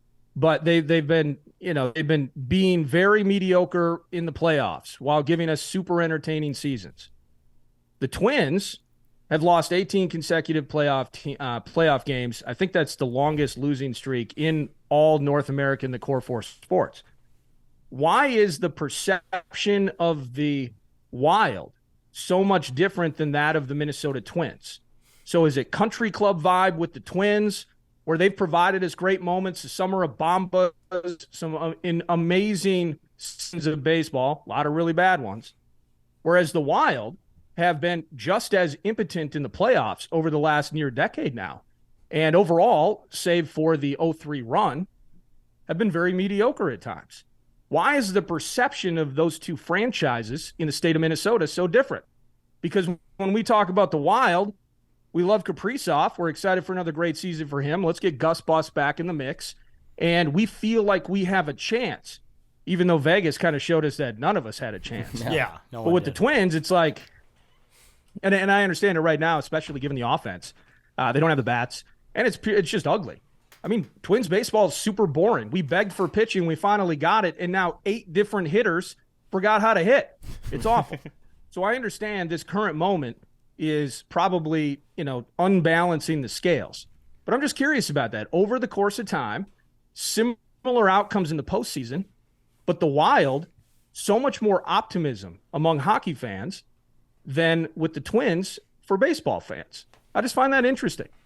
I think more people just genuinely want the Wild to win more than they want the Twins to win.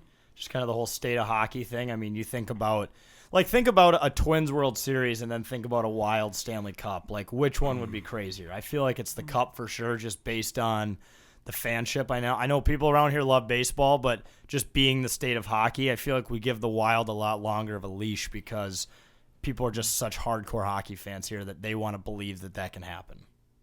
That's my theory. I think that is a good theory. I think it's also people are still thinking they're such a new team. Yeah. It's like, no, now it's been over 20 years now. Like, now we need to start criticizing every other team. We're not an expansion team anymore. No, people are still to me, it kind of threw me back that, oh wait, 2000 was 23 years ago. I remember when I went to games when I was really young, and it was only 3 to 5 years ago, and we were still a young team. But I also think I don't know. I think people think that we constantly make the playoffs. That they're like, okay, well, one of these years we're going to make it. With the Twins, it's like we don't even make it every year. Mm-hmm. So it's kind of just like we're like, oh, well, screw it. The Wild are going to actually maybe make the playoffs again this year. So this is our year. I don't know. I don't know. It's just it is a weird dynamic. I don't know. I get you. Again, things I think about in the summer. Now, I saw you tweeted it, Jack, I think. Was it a day ago or something, where I was doom scrolling as I normally do, just trying to not run into anything so political that my head freaking explodes in the middle of an afternoon. It sounds like a day on Twitter. Mm-hmm. Yeah. You tweeted something that somebody else had tweeted about fun Stanley Cup parades or parties or celebrations, and I think you had even written something on it on the site. So anyway, what would you guys do, or how about let's start here and then we'll evolve from there. Okay. Who do you think would have the best title party among the core four? Minnesota Vikings. The Vikings. It has to be Vikings the Vikings. Number 1, Wild close 2. That's what I would say. Yeah. And then the Twins for sure, and then the Timberwolves. Let's howl. Yeah. And then the Loons. Loons. Yeah, I got to throw them in there. Yeah. Okay, well, Gophers hockey or Loons, because now we're getting into second Gophers tier. hockey. Dinky Town, I think, is a lot more lit and maybe. Well, I was gonna say safer than Grand Ave, but maybe they're kind of equal now. What do you think would be a bigger celebration amongst the 3 major Gopher sports if they won a national championship? Which is even weird to say. Football? Basketball, or hockey. Football would be football by insane. 10 miles. Yeah. Basketball would be crazy just to make it to the Final Four. I'd like to see that. That'd be fun. I was 10 months old when they made it in '97, so of course I barely remember that. Well, the cool thing too is, and it's, how universities work. Kids are just looking for a reason to either break stuff or drink in excess. Exactly. At any given time. So any party in Dickeytown is going to be absolute insanity. Grease up the poles like they did in Philly. Yeah. Probably no horse poop eating because Hopefully. we're civilized here in Minnesota. Yeah. And it would be a party. But that's one thing I've thought about. Now, With baseball, it feels like there's a bit of an older demographic still hanging on. So the parade and the party would probably have to be like a matinee thing. Tuesday at 2 p.m. But with the Wild, if all jokes aside, and while I can ice skate, I never played hockey competitively. This state would implode. Yeah. I mean, all the angry hockey dads, all the people that have spent all that money on ice time, all that equipment, all the live and die, all the hockey game Minnesotas. Hey, we built this snowbank in our backyard and we put the projector up so we can watch mini haha academy or watch Gentry just roll over somebody like they're apparently doing nowadays. But all those people would lose their freaking minds. They wouldn't take a day off. They'd take a week off. The state would implode. And I'm going to say when, because I'm optimistic. That's 9 to noon style. It's in our blood. When the Wild finally win a cup, after we get this Parisi Suter money off our backs, this state is going to implode. How beautiful would a party be? It's almost tough to fathom because, you were talking about, going to Final Four games or the Final Four when you were just super young, 1.5, 2 years old. I mean, I was 6 when I was watching the 91 World Series. Yeah. So I can barely remember those cool moments with my dad. Mm-hmm. I'm going to be 40 at that time, and I'm going to be a disaster. My wife and kids will disown me when one of these teams win a title. I can't wait for it. It's going to be, Nordo, like I think about the apocalypse. Like for weeks, it's going to be like, okay, the Wild won the Stanley Cup a month ago, and St. Paul is still lawlessness. Still like, recovering. There's still people like running on the streets in their underwear, like drinking beers. Like no one is showing up to work anymore. It's estimated that Minnesota companies have had 20% of employees quit. I'm serious. It's gonna be like what's the Mad Max? Is that like the kind of post-apocalypse? Type a little fallout. bit. Yeah, it's gonna be nuts. Well, Mad Max is kind of like 6 weeks later. That's like after really bad things have already happened. I would ask, like, what's more valid? During COVID, the mad rush for TP, or after a Minnesota sports team wins a title, the mad rush for TP? Or the mad rush for alcohol, yeah. I'll allow it. So I have a follow-up question for you guys. We already talked about, which team would throw the craziest party. But picture a scenario where the Minnesota Vikings win the Super Bowl, there's a victory parade, does Kirk Cousins chug a beer? Do you think if the teammates can convince him to take his shirt off and wear chains and make an ass of himself in front of millions, if not billions of people who saw the video, if he won the Super Bowl, would they get him to just inhale alcohol? I doubt he would. We had him on our show. He says that he doesn't drink at all. But like, is this if it's one beer? If they're like, dude, just slam this one beer. You're our Kirk expert. We're at the victory parade. He's got the goggles on. He's got to get drunk that one time, right? I think they will be pushing him to do it, and will be trying to give him a beer. It's hard to see it right now, just because it's hard to even see them winning a Super Bowl. I know, but with Kirk Cousins, anything's possible. Actually, I do see Kirk Cousins winning a Super Bowl. So you know what? I think if he is handed a beer in a cup to his face and they're at the parade, I think he at least takes a maybe sip. a sip. Okay. I don't think he chugs it. I think he drinks far. it. I think he drinks it. I really do, but I don't think he chugs it. Yeah, I don't think. I think that would be that'd be a no special chance. treat. That would be a special treat if he did. He will not, under any circumstances, drink a beer. Now, here is what is likely to happen: is he's going to be really excited, and all his boys and Darisaws around him. Hey, Kirko chains. Oh, Kirko, chill. And somebody's going to hand him a bottle of sparkling water. And he is going to try and chug that, but then he's going to choke on it, and he's going to spit it up all over the place, and everyone's going to laugh, and then we're going to move on, and then Kirk becomes bashful Kirk for the next 10 to 20 minutes. So there's no chance. If he doesn't drink, I guess you guys had him on and asked him that. I have no idea. If he doesn't drink, though, Kirk's standing tall. Yeah, he's not going to drink. He's not going to drink. He'll do like an orange soda or something like that, or maybe Roy Rogers. Like iced tea. Yeah, he told us his favorite drink is a Roy Rogers, which is absolutely on brand for Kirk Cousins. Yes. Yeah. Are you serious? Yeah. Oh, that's the cutest thing ever. I know. Maybe I love I love Kirk, man. Yeah, Kirk's you gotta the love best. him. Maybe we could get him to do like the gallon challenge or something, just because he's such a big milk guy, according to you, Jake. Since Yeah, you- no, Kirk. The other Kirk did say he doesn't like milk, but he did confirm that he's like that is something that I should like is milk. You know, be Like obsessed. that's with his milk. thing. Yeah, we got to bring that bit. he'll go back. on a milk bender when they win the Super Bowl. I think we need to donate a special 10K gallon of milk to Kirk to chug on that entire parade. On that Yeah. parade, I think that'd be fantastic. Kirk strikes me. He would drink whole milk if he's gonna drink. yeah. If he's gonna drink milk at all, it's gonna get that sweet flavor. He's gonna have the milk mustache, the whole thing. Now, did you guys see like Mike Malone partying it up? Like again, that's what for the Nuggets when they just won the title. Yeah. That's what I'm looking forward to. Is just people being weird in the middle of the street. He just got a tattoo on his arm. He's chugging shots. I mean, just an absolute just melee of partying down the streets of Denver. They had to do it apparently at like 11 a.m. So everyone was waking and baking, but all the same, just that's what I'm looking forward to. At some point that's going to happen, which gives me hope, which helps me say really stupid things about my favorite team on the radio all the time.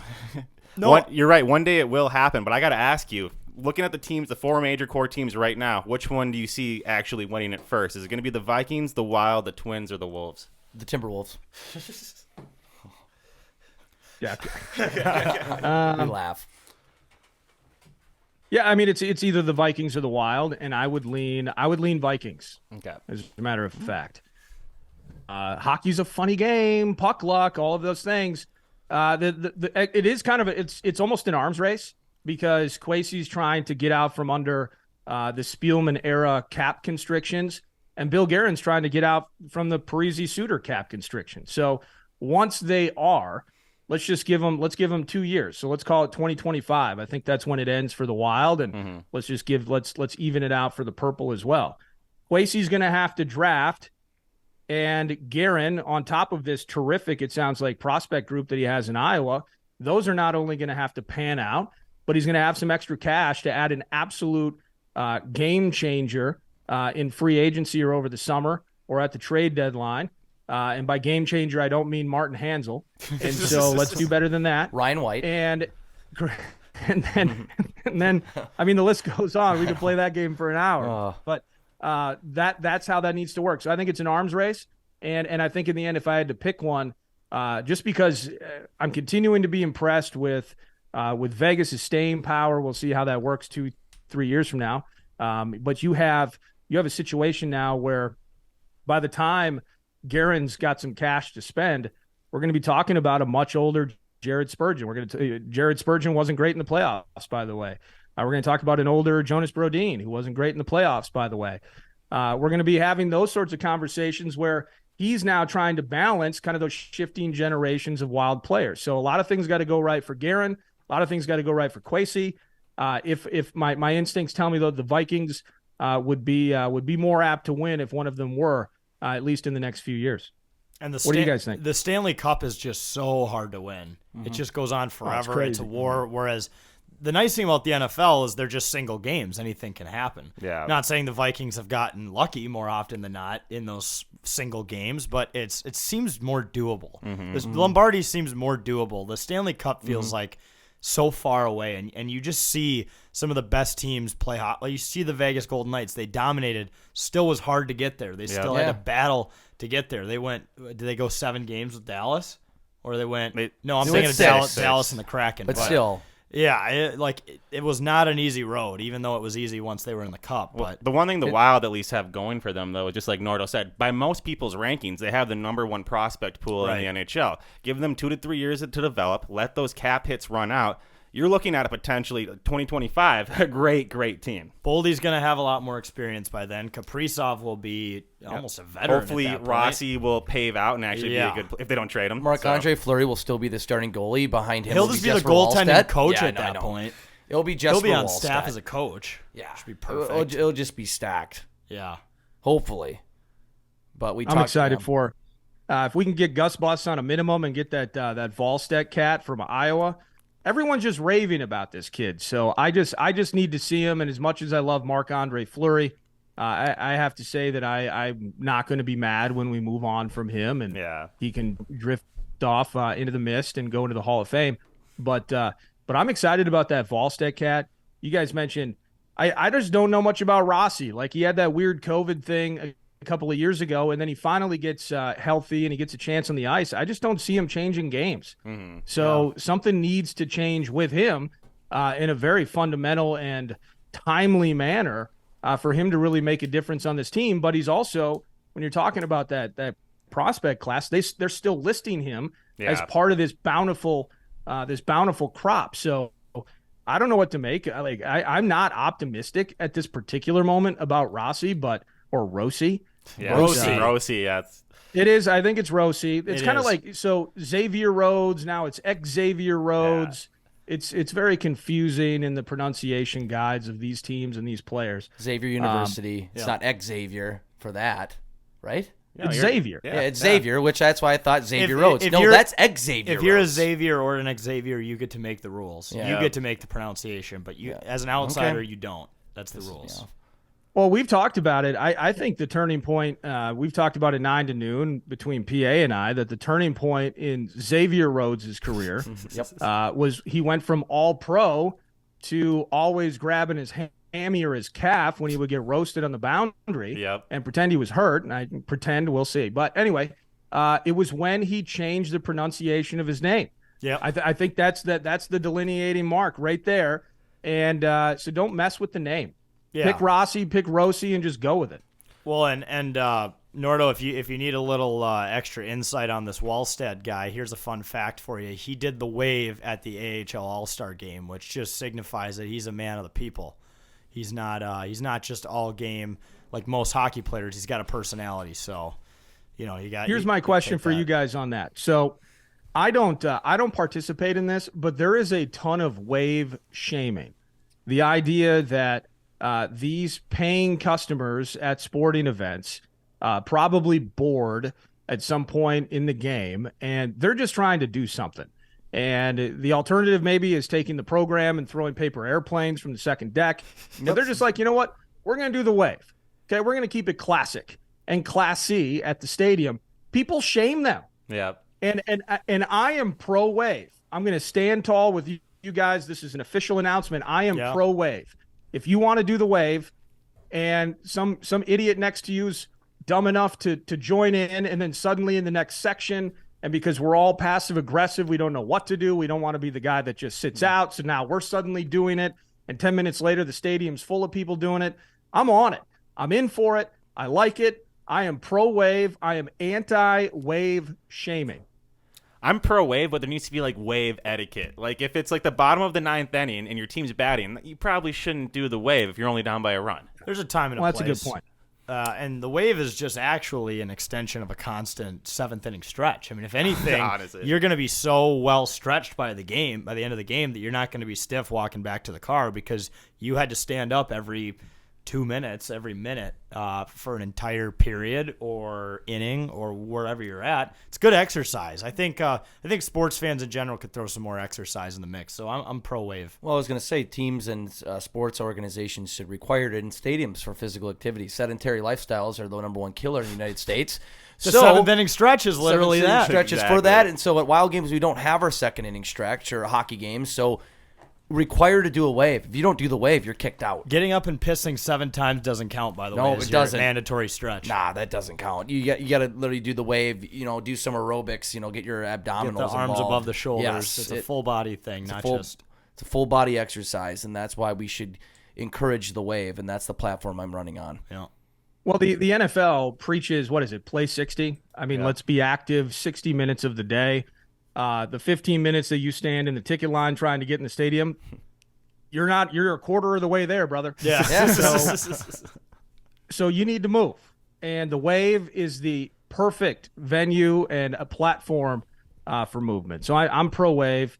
And I think the players feel that sometimes too. I think they can feel the fresh breeze of optimism wafting through the stadium as 60,000 people are getting up off their asses once or twice during the game. But I'm with you. The timing means everything. Yeah. I've seen some waves in weird times. I have seen some truly, there is let's have fun waves, and there is I'm bored as hell and pondering going to the car waves Yeah. in very inopportune moments. So etiquette, maybe a little awareness, and just some gamesman or fan IQ. We should preach fan IQ along with the 100%. wave.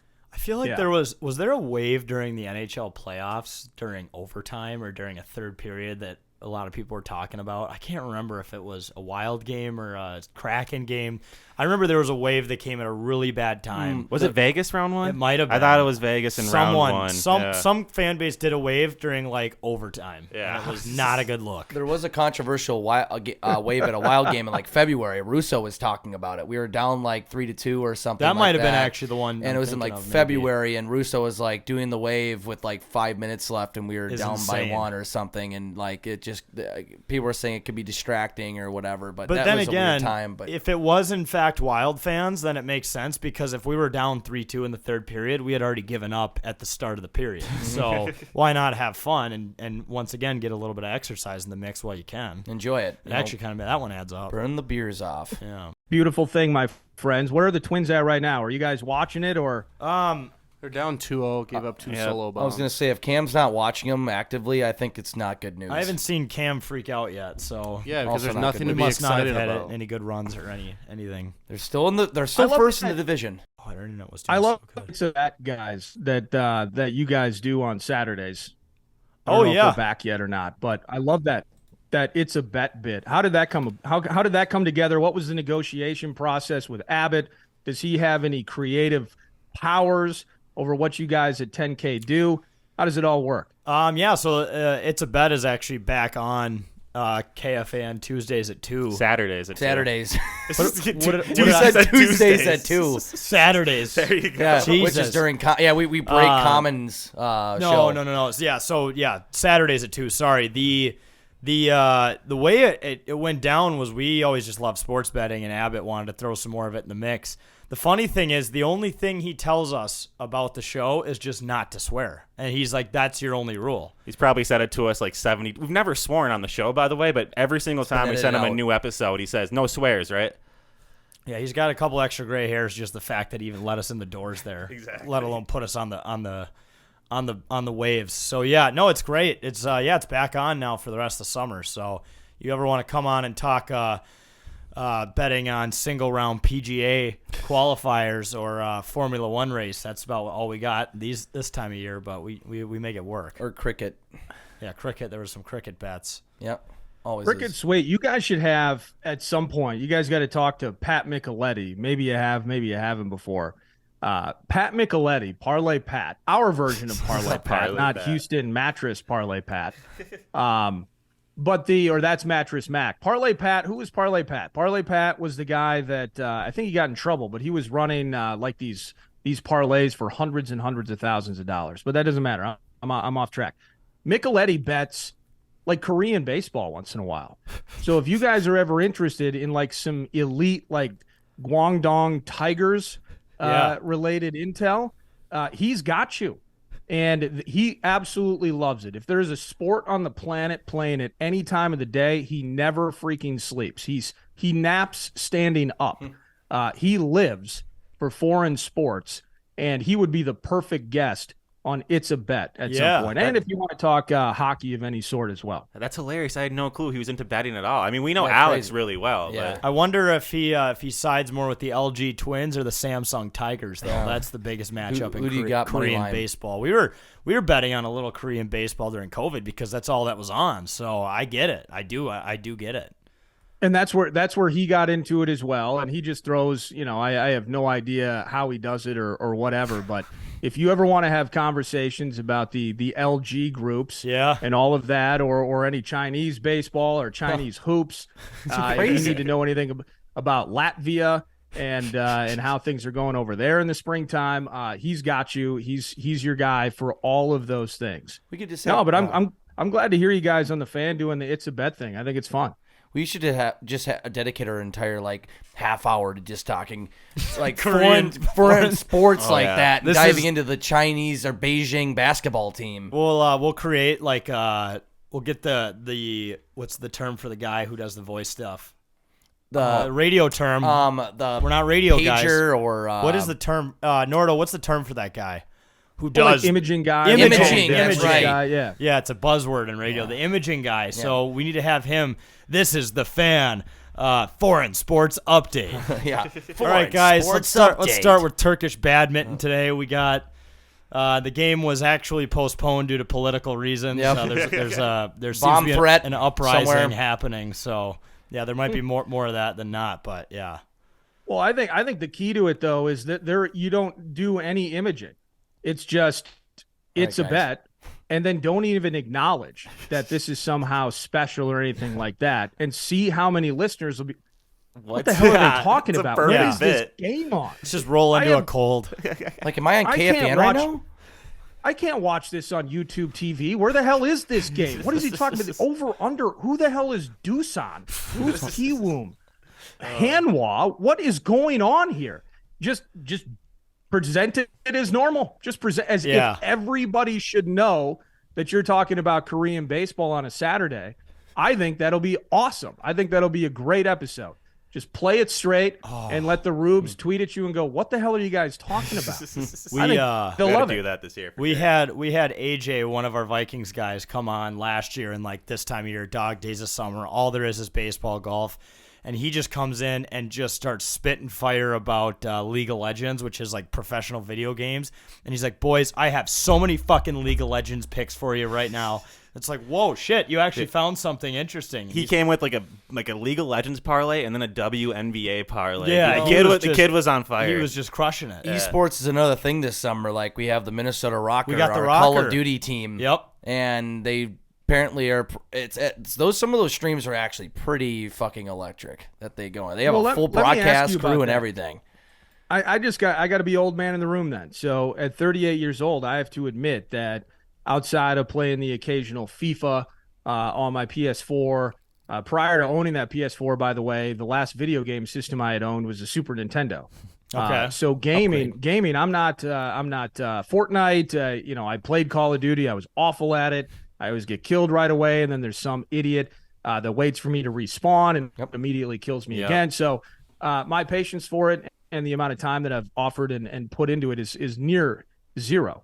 However, this is massive, and I feel like, whether I was talking, you guys have probably heard of the hockey guys, and they do the TikTok bits, and you guys are on TikTok, and freaking everybody's on TikTok except for Nordo, and I feel completely out of the loop. And you mentioned League of Legends. I am familiar with Minnesota Rocker, but this is like a massive industry. There was a guy that was just signed. I think he was a Call of Duty player or whatnot, maybe, but he just signed with like a competing. It was Twitch to somebody, and he's going to make $100 million just streaming online. I mean, he is eating Funyuns and drinking diet soda and getting paid. He is living all of my teenage American dreams for $100 million. And I'm wondering how the hell all of this came about. So this is obviously something that for dumbasses like me, with my head in the sand, that I'm just missing out on. The Rocker, the League of Legends, Call of Duty, Fortnite, all of this. This is truly a money-making platform now, isn't it? It's insane. Yeah. Dude, these streamers these days are signing like NBA max contracts, it seems like, and it's absolutely unreal, but like kids are watching them. There's a reason they're getting paid that much. They have large viewership. It's no longer no longer as impressive on what complex engineering equations you can solve. It's how fast you can defuse a bomb and search and destroy in Call of Duty. Yeah. And what your KD is. That's what matters now. Well, and do you guys remember, like, when we were growing up, if you played too many video games, like, your parents would yell at you. Now it's like, I feel like parents are going to start forcing their kids to play video games so they can one day pay back all the money they've invested in having children. There are 14-year-olds paying off their parents' mortgages. Yeah. That's crazy. What do you do? Oh, I stream on Twitch. The flip has script. Or I the kill script people has on Call of flipped. Duty. It's completely now, it's cool to play video games, It is. and we missed the boat on that. Yeah. Hand-eye coordination. I mean, it was cool for us growing up, like within the small niche groups, But for like everyone, no, you didn't want to get it out that I'm going home to play Call of Duty Black Ops all night. These streamers drive Lamborghinis and bang hot chicks now. Yeah. And back in our day, Really? if I played video games, Cool. I would play video games and stay home from prom, and I was a loser for that. God, I'm pissed off now. I think the last quarter century has proven via social media, the internet, and the evolution of things that the nerds in the late 80s and the early 90s, we shouldn't have made fun of them. No, They're making a resurgence. We should not have talked trash to them. They had it right. We were wrong. They were programming MS-DOS at the time with monochrome green screens, and we were out there throwing a baseball around, dreaming that we were the next Kirby Puckett. We were wrong. Yep. Never became the next Kirby Puckett. And now they're programming Amazon or making millions of dollars a year playing a video game. So the nerds won. They did. That's it. All those John Hughes movies in the 80s, we pissed off the nerds. Yeah. This is Lambda, Lambda, Lambda in true essence, as we see it, is the nerds are victorious, and it's people like me missing the boat, not driving Lamborghinis. Yep. And dealing with kids' soccer practice and working on the radio. I mean, I guess it's not bad, but I kind of like the Lamborghini idea. Yeah. Although, here's the problem with this. If they had used their hand-eye coordination differently, they're clearly smart individuals. Maybe we would have a solution with this freaking submarine situation near the Titanic because we got pictures of Mars right now, but we can't go to the bottom of the ocean. And now, whatever the hell's going on down there, I'm open to all conspiracy theories. I have some tinfoil on under this hat as we speak. But whatever's happening down there is awful, and we can't do anything about it. So if all these nerds would stop playing video games and start putting some charts together, we could save these people in the next 20 hours or so. My question is there not a tracking device on? I don't understand how this works. Does it not work underwater? How did this happen in 2023? Yeah. That actually blows my mind. How can we not find them? I'm so claustrophobic that I don't know if I could do that. No. One of my uncles actually did work for the Navy on a nuclear sub for a long time. and he would talk about, like, it was almost, I'm not trying to underplay somebody that was actually in combat versus somebody that was in a submarine. He never was in any sort of conflict or battle. This ain't the freaking hunt for Red October, but he was in that confined space for a long time. And he said the transition period was awful. When he would spend so many days, I think they were limited, let's call it 3 months. And again, I could be wrong on that, but there was a defined time, and you're in there. Yeah. And he would have to kind of like relearn, like, I get to stretch it out a little bit. I get to let my nutsack breathe a little bit. I can uncross my legs. And and just the claustrophobic nature of it, he had to adapt and then unadapt. So this whole thing just makes me uncomfortable even thinking what they're dealing with down there. Well, and you can go to the Luxor Titanic Museum in Las Vegas for a whopping $30. Mm-hmm. You can pretty much see everything you want to see there. It was worth the $30. Yeah. And I wasn't stuck at the bottom of the ocean. It's a great exhibit. Fighting for my life. It's very fucked up. That would be very bad. You can if just they watch. die. You can just watch the movie. Right. Right. You're good. Or you can watch YouTube videos of other people in submarines looking at the Because Titanic. then you're Exactly. essentially paying $250K for your grueling death. Yeah, your horrible death at the bottom of the ocean. Yeah, that's just not good. Yeah. It's just, but yeah, it just baffles me they can't find it. I thought it was a joke story when I first saw it. I'm like, is this like something coming from The Onion or something? Like 2023, really? We're still doing it? I thought this would have been something from like 40 years ago or something like that. Figure your shit out, world and nerds. Well, and even if they can't find exactly. And even if they can't find the Titanic, find that particular boat, couldn't you use the Titanic? Or maybe that's the problem, is they're just not there. They went down to the Titanic and they're like, nah, sorry guys, I don't know where you are. So it's a weird situation. I would have preferred maybe just to like watch the movie and see Kate Winslet's nipples. And go about it that way. And that would have been the better option. But there is something, I think, when if you have $250K to spend to go down to see the Titanic, don't you think there is a little bit of there's some FU money there? There is some I can do it, so I am going to, and it's probably part of the mentality that got them that $250K that they could spend on a trip to the Yeah. So in some ways, maybe we're just thinking about it wrong. And now I was reading something about the potential safety issues regarding the certification of the looking glass on this structure as well. So there's all kinds of stuff going on with it.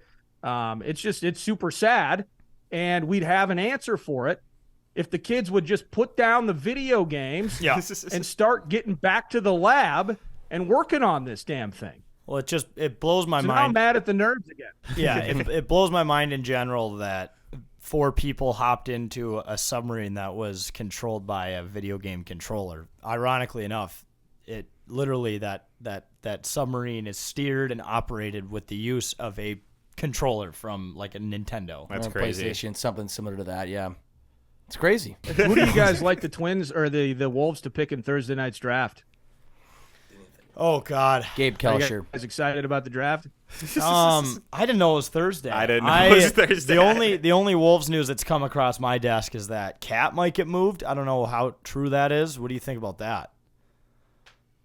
Yeah, I don't know. Did you guys watch that Pat Beverly podcast? Yeah. And here's the conversation with Cat is so frustrating to me because when any of us say things like I'm about to say, we have to remember that he's one of the great offensive players in the NBA today. Yeah. That's the type of person that we're talking about moving on from. He lives on a different planet, gentlemen.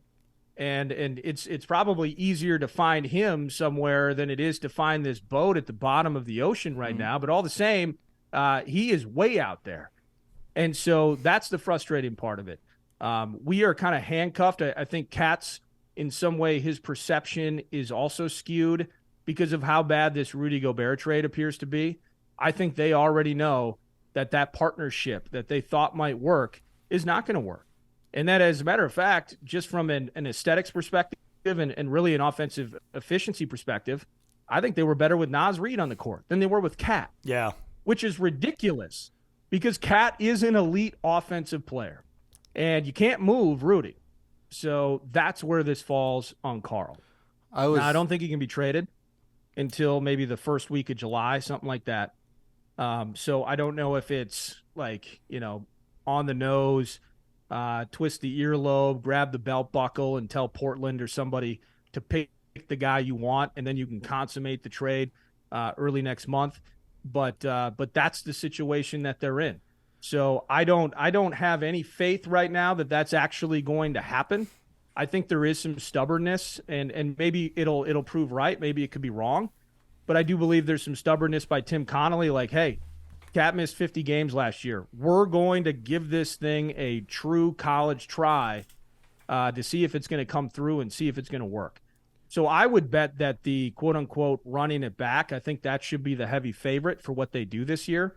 But I do also – I find there to be some serious concerns about this roster construction. And given the way that they handled things in the Rudy trade, we're walking in wet cement right now. We're going to see moves. Damian Lillard can move. We just saw Bradley Beal of the Suns. We're going to see teams, and we've seen teams. How about the Sacramento Kings on the rise? We consistently see teams on the rise. The Grizzlies, even though John Morant's out for 25 games, they're going to be in the mix. So we're this summer with this organization where we're going to see other teams growing, and we're going to be talking about, man, if Cat stays healthy and Jaden McDaniels is otherworldly and Ant takes maybe just an emotional maturity step, he's a budding star. Adore Ant, absolutely. But that's kind of our conversation with the Wolves. So I just think it's really ugly right now. And I think Tim Connolly knows that. But anybody that, you're down on Cat because he says weird stuff, if you wanted to trade him, you're going to get a ton in return for him. I think there are teams that will be happy to employ his services. It's going to have to be a team with a high-end alpha, a Damian Lillard type, clearly not a Jimmy Butler type.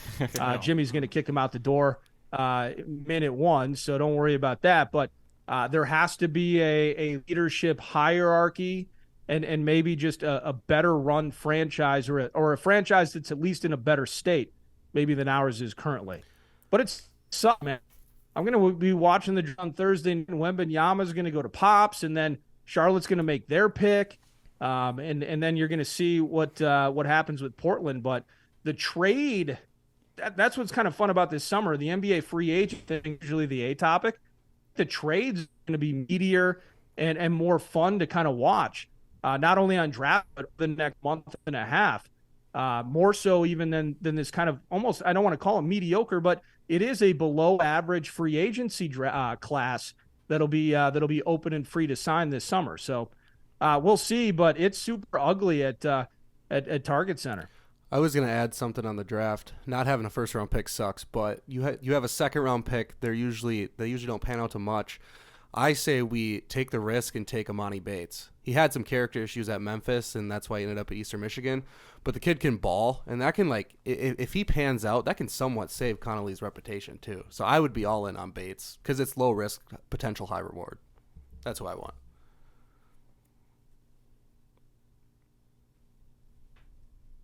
I don't know who the hell Amani Bates is. You're waiting for your analysis. I was waiting for that. Look him up. He was a very highly recruited player that went to Memphis, and there was some character issues and whatnot. Ended up at Eastern Michigan playing in the MAC, and now Some action. His stock just completely fell. He's in the second round. Eastern Michigan was like one of the worst teams, but like he just balled out, and he's actually really good. But if you can get past that character issue, why not throw a second round pick at him? I'd do it. I can tell you watch a lot of college basketball. Yeah, that's literally what I look for. I mean, Nordo was the one who even asked us, who do you think the Wolves are going to draft as? And There's your like, answer. Amani Amani Bates. See, Nordo, now you have some material on 9 to noon. Yeah, Amani Bates. You should present it to PA, see what he says. Yeah, Like, he would Amani respond Bates. the same way you did. He'd Well, be like, I'm gonna- is that a real person? I would. Well, first of all, absolutely, I'm going to steal that take. You were off camera, so I can't even properly credit to you. Now, just because I have a neck like Brian Windhorst does not mean that I am Brian Windhorst. So I do not necessarily have as wide a breadth of college basketball intel. But now I want Amani Bates. I mean, how about this? Yeah. Tim Connolly, as the Denver Nuggets are streaming down Main Street. Tim Connolly's name is all over that title from what obviously maybe the best second-round pick in the history of the NBA. Haven't done research on it. I'm just going to say that it is. And then putting him with Jamal Murray, how all of that has worked together. He built that fucking thing that won a title. He picked Michael Porter Jr., Amani Bates. Yes. Now, there are some off-the-court potential character issues, but I'm telling you, the talent is absolutely there. Just has to be coached up. Who better than Chris Finch? Yeah. Leadership perspective, of course, with Mike Connolly later in his career. I just see this as the perfect fit, and I'm going with Amani Bates. Yes. Memphis. Nordo, what? To the formerly of Memphis. Yes. What you got to do is you can get PA on board. I know what to do. So you 9 to noon tomorrow, just mention. She'll be like, I heard this take from Shinsis. He'll know exactly who you're talking about. Yep. And say that you want Amani Bates, he'll be all in. Yeah, you bring up that you talked to Shinzis from 10K Takes. He might bring up Jeffrey Dahmer for, All just those guys that Dahmered me. Yeah, the unrelated events, but that's the take. Amani Bates. That's there we go. Thanks to Cam. That's hell. Basketball Hold on. guy. I need to know about this Dahmer thing. What am I stepping into?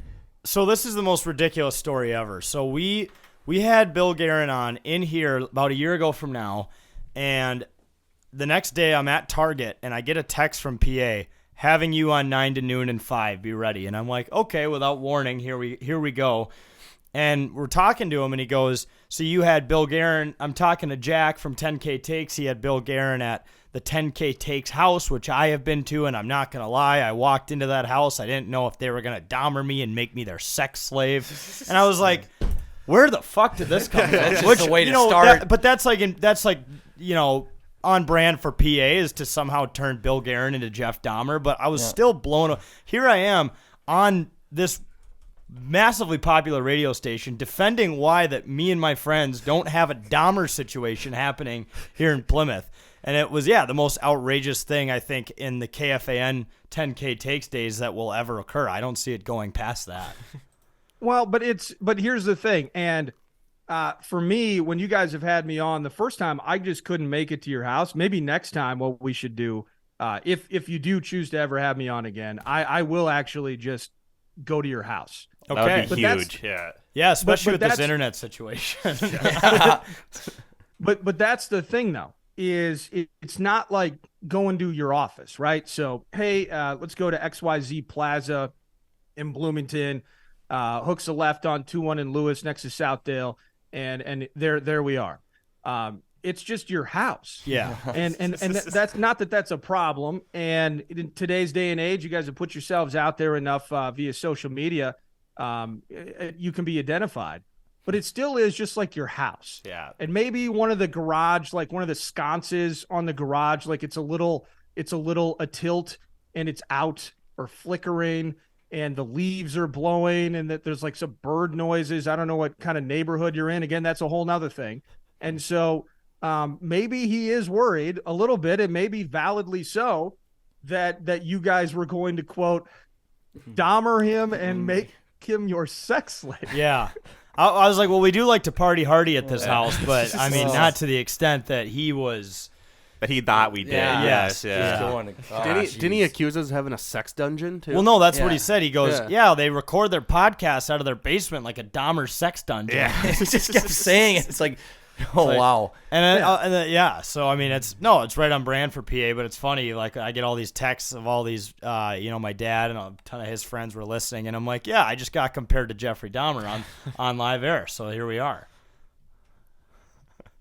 Well, in fairness, though, you did try to hand him a waiver immediately after he said that. So Yes. that probably did make him a little bit uncomfortable. That NDA, I thought that was standard in today's era. Yeah, but 10K shades of gray. I think Oh, that. God. I think that's Oh perfect. shit! Oh man! 10K shades of gray when the lights go down at the party house.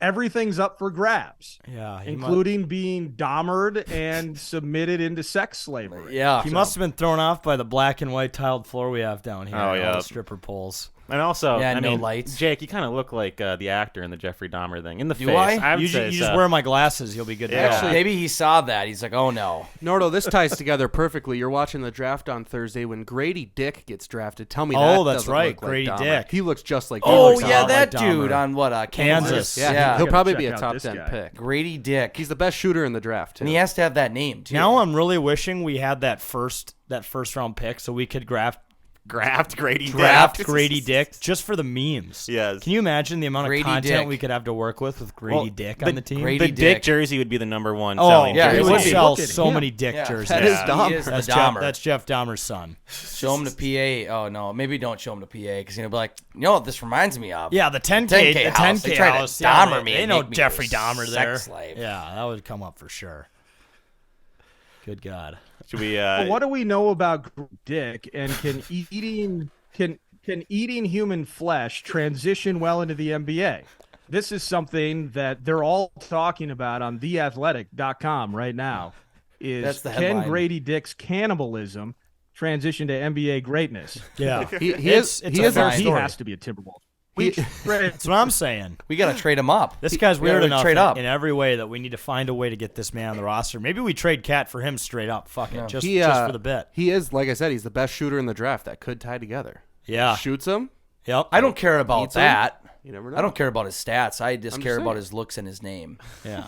Yeah. Grady Dick. Yeah. Grady Should Dick. we? Well, that's to be the key then. If he's the best shooter, he's the three.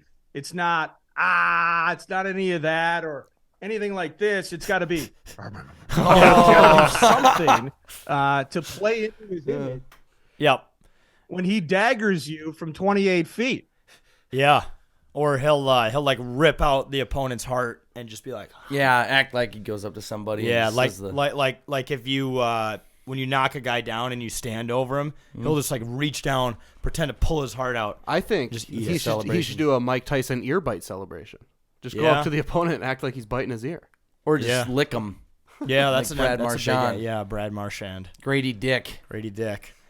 All right, well, Well, that's where what's his face Stevenson never went far enough. He blew into LeBron's ear. yeah, But the evolution, the only thing you can do from there is just a little Yep. Nibble. There has to be a nibble. Just That's a weird sound, by the way. Just my, a- just my a- headphones. just a I did not taste. enjoy that. Little ASMR There we on the go. other There we end. go. We can do that for another hour. Yeah. ASMR. That's Well, where the Nordo. conversation's going now, so who cares? Well, yeah, Nordo, this has been a blast. I think we're going to move into the rapid fire. If you Okay, remember that, that's cool. we've changed up quite a few questions, though, so don't worry, it's different. Literally every question is Literally new. every question since you've done it last. We'll see if the internet can hold out for 10 more minutes. It's all we need, Xfinity. Just 10 more minutes, please. Not a Give us- sponsor, by the way. All right, first question. You're on a deserted island. You get to watch one movie for the rest of your life. What is it? Ooh, Big Lebowski. Not even close. Great I love movie, that yeah. movie. I've watched it 1,000 times. It's the Coen brothers' best.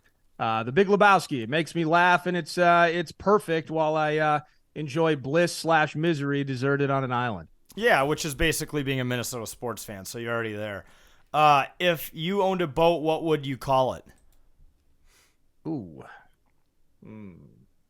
What would I call it? Love boat? No, not the Love Boat. I'm super boring. It would be, I don't know, arm floaty. Okay. Are you a big arm floaties like user or? No, it was just so as I slowly devolve into fatness, I was on a pontoon recently, and I just tried on because they put the life jackets in there just in case, but nobody ever puts them on. Let's not pretend that we do. Right. No. They're in there. And I'm like, okay, well, if we're completely effed here and I need a life jacket, let me look. And it just wasn't happening. And I was so embarrassed with it. And then I just decided that I need to keep arm floaties on hand in case things get weird in the water. So I would call my boat arm floaty in lieu of a more creative word. See, you had context there. I like it. You know, I just realized, talking about the Dahmer, you're wearing a hardcore carnivore hat. Oh, yeah. Well, this is, if you guys ever get into grilling and stuff like that, use these sauces and rubs. They're okay. unbelievable. Then I'll take your word That's for what it. it is. Okay, that makes sense. Yeah, That makes a lot more sense. Not human related. Not human meat. Okay, Yeah, good. correct. Yeah. Good. But you could season a human arm, and it wouldn't taste terrible. It wouldn't taste terrible With the hardcore carnivores sauces. Yeah, exactly. Advertise. Even make human meat taste Yeah, good. Aw. it can make anything taste Yeah. good. Oh, You don't need to be Dahmer to enjoy these meats. Disgusting. Yeah. Oh, goodness gracious. Where have we gone? If your laptop could speak, what would it say? It would say, don't use me for that anymore. Yeah. We moved to the cell phone era. Yeah, It's yeah, okay to yeah. make the transition. Yep. Yeah, speaking of Correct. meat. Yeah. Yes. Incognito browser. Yep, you go. exactly. Is a hot dog a sandwich? No, it's not. But I don't know what else you would call it. It's like it's its own singular thing. A hot dog is a hot dog, but it is not a sandwich. No, absolutely not. If you had to use a fake name, what would it be? I used when I did phone sales for a long time, and I had two different ones. I had Seth Nordquist when I was selling wedding albums at Carlson Craft Seth. in college. And so, the Hallmark stores, they loved Seth Nordquist. I'll tell you that. The second one was Rex Carlton. And I did that in a different phone sales job I had when I was 17 working for some phone bank down in Mankato. Rex Carlton would be my nickname. I'm very prestigious. I'm sophisticated. I'm eloquent. And that would be the fraudulent name that I would use. Okay. I'm glad you had experience with it. Would you rather go on a darkness retreat or a ayahuasca retreat? Oh, ayahuasca, and it's not close. I don't want to be alone with myself for multiple days in the dark and just have to be alone with my own thoughts. That's why I'm drinking an old-fashioned right now. No, absolutely not. It would be ayahuasca. I would be somewhat dazed and confused for multiple I guess I don't know how long that I'm smoked on ayahuasca. Do we have a time frame on that? It's going to be it's like an 8-hour high several for hours? sure. Yeah, 8 hours. 8 hour? Okay. Yeah, you spoke very informed on that. Oh, So- Aaron We were Rodgers, talking he on educated time. the No, he I educated think, us all. Oh, okay. No, I think I think that the ayahuasca would be kind of fun as long as it's kind of like not that I've ever done this or you guys have done it or ever would, but I've heard from people that maybe took some mushrooms at one point when they were younger and stupid, and they had a much older friend that conned them into doing it, and maybe they took too many, and maybe that things started melting and bricks started coming in and out of the wall, and the sky, the clouds started racing, and all of those things that if you were in a safe environment, you would really enjoy it. And so I would say if I was in a very safe enjoyment, just from other people telling me what they've experienced, Right. that I was around people I cared about, I would definitely do the ayahuasca over a darkness retreat. So we did an edibles episode, just THC edibles here for It's a Bit, and JJ over here got so high he ended up calling the police on himself. Everything you were describing, though, felt like everything I was seeing on edibles. I don't know why. Jake's got laced somehow. Yes, he somehow got. I don't know. I was seeing stuff. It was brutal. So again, I heard from somebody that they did a bunch of mushrooms with their much older friend. Yeah. And their much older friend was supposed to be the person of reason, maturity, Of course, and yeah. control in this situation. So this younger person, so I heard, is starting to lose grasp of what's happening. But the interesting thing, so I've heard with mushrooms, is that you're there, but everything's just looking really, really weird. Things start oozing. And this older friend gets in the younger friend's face and starts pouring bottles of water over his head and asking him if he's sweating. And he suddenly wants to know if this younger person is indeed that person or if they've come from another planet. So you need to be in that safe zone, like I've said. Goodness. And so I'm not surprised if you're not a big edible guy, Kirk, that may have happened. But you were amongst friends. And so just put the phone away, take a breath, and know that at some point it'll be over. Yeah, breaths didn't exist. He thought he was a threat to society. Yeah. My heart was stopped. Arrest me to turn myself in. Seriously. So you're standing in the mirror. You're like, who is this guy? I didn't know who I was. I didn't know I He existed. sprinted out of our podcast and he went out to the driveway. We had no clue what he was doing I out was there. like pacing back and forth on the driveway. The ground felt like it was shaking. I thought an earthquake was happening. I don't know what was going on. Didn't you even call your mom? Yeah, I called my mom first, and then at one point I wasn't saying anything. She's like, Jake, and then I'm like, I gotta go by. Yeah. So then all of a sudden, Jack gets a text. Hey, Jake is having a hard time. Please check on him from your mom. And I was like, yeah, he's fine. Well, like I remember, like I was like talking to her on the phone, and then all of a sudden I was on the other side of the driveway. Don't even remember how I got there, and my mom was like, Jake, I gotta go, and then I don't remember a lot. I was not there. It was weird, man. On edibles. Yeah. On 10 milligrams. Yeah. Goodness gracious. Really quickly. No, that's crazy. But I will say this: that one time, This young dude. This young guy. if you've ever used those vape pens, now this is again outside information. So I'm just regurgitating this. Right. This is Of third course. party. This was a and friend. But this Yeah. person, let's say he was 36 or 37 years old, lives in the Twin Cities, works for a radio station, etc. Okay. He has a vape pen with the THC oil, and it gets clogged in the mouthpiece periodically. Yep. So the great idea by this person was just to go and suck that thing out of there. Yeah. The problem is he sucked out a little bit of the THC oil. Oh. And that oil got lodged, just attached to the back of his throat. He got so high that he thought he was going to stop breathing for about the next 6 hours.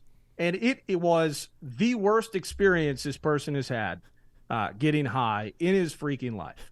So when the mouthpiece is clogged, there are many ways to fix that situation. Do not suck the concentrated THC oil into your throat, or you will not sleep that night. Yeah. Allegedly, according to third yeah. parties Again, and third-party studies. And, information. You also don't bring that shit to Russia as well. Oh, yes. You don't want to be in prison. Really quick, going back to rather doing the darkness retreat or the ayahuasca retreat, I did say that if the Wolves make it past the first round, I will do the darkness retreat. I'll fly out to Oregon. I'll go to that goofy little cabin that Gobert and Rogers both went to, and I will sit in the darkness and probably just do nothing for 3 days straight. You got at least 5 to 10 years before that happens. Eat some. I think they serve you various soups. And I don't know what the hell you do other than go crazy, so that's the plan. The plan? Go crazy in a darkness retreat. Right. Yep. Exactly. All jokes aside, though, don't you would have to think, though. I mean, I was at the end of high school by the time I constantly had a cell phone and I constantly had the computer. I think that is a pretty impressive test of personal will. If you're going to be there for 36 hours, 48 hours, several days, whatever it is, to truly work through that, I think that's kind of impressive. So I'd rather do the ayahuasca, but again, the darkness retreat in terms of testing your personal will and your actual ability to truly detach yourself from technology, that is pretty impressive, man. That sounds the equivalent of running a marathon. Yeah. In some ways, mentally, I think. And maybe ESPN would cover my darkness retreat just like they covered Rogers for like 5 days. So maybe I could get a little publicity for the brand out of it as well. So you might get Fox 9. You're not getting Fox 9. Some guy who lives in Plymouth went on a darkness retreat, and that's all we got going on around here. So that's pretty much it. It's like the middle of August. Well, if that's a thing that dominates the news these days, we'd all be blessed, my friend. That's a good point. The world will be a better place. So, the world will be a better place. That's the goal. Yeah, hell yeah.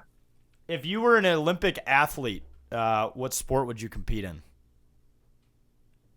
Well, if I was actually in shape, I would play soccer. That would ultimately be my end. I was always before I became a disgusting fat body, I actually did do some sprinting, and I was fairly fast. I was never going to win a state meet or anything like that. Never set records. The sport I was best at was playing soccer. I would say I really want to try throwing a javelin. Yeah. And Olympic sports. What else could I do? I'm not doing a marathon by any stretch. Oh. No. Distance-wise. Damn Nothing it. that actually requires true effort. I'd love to do Greco-Roman wrestling.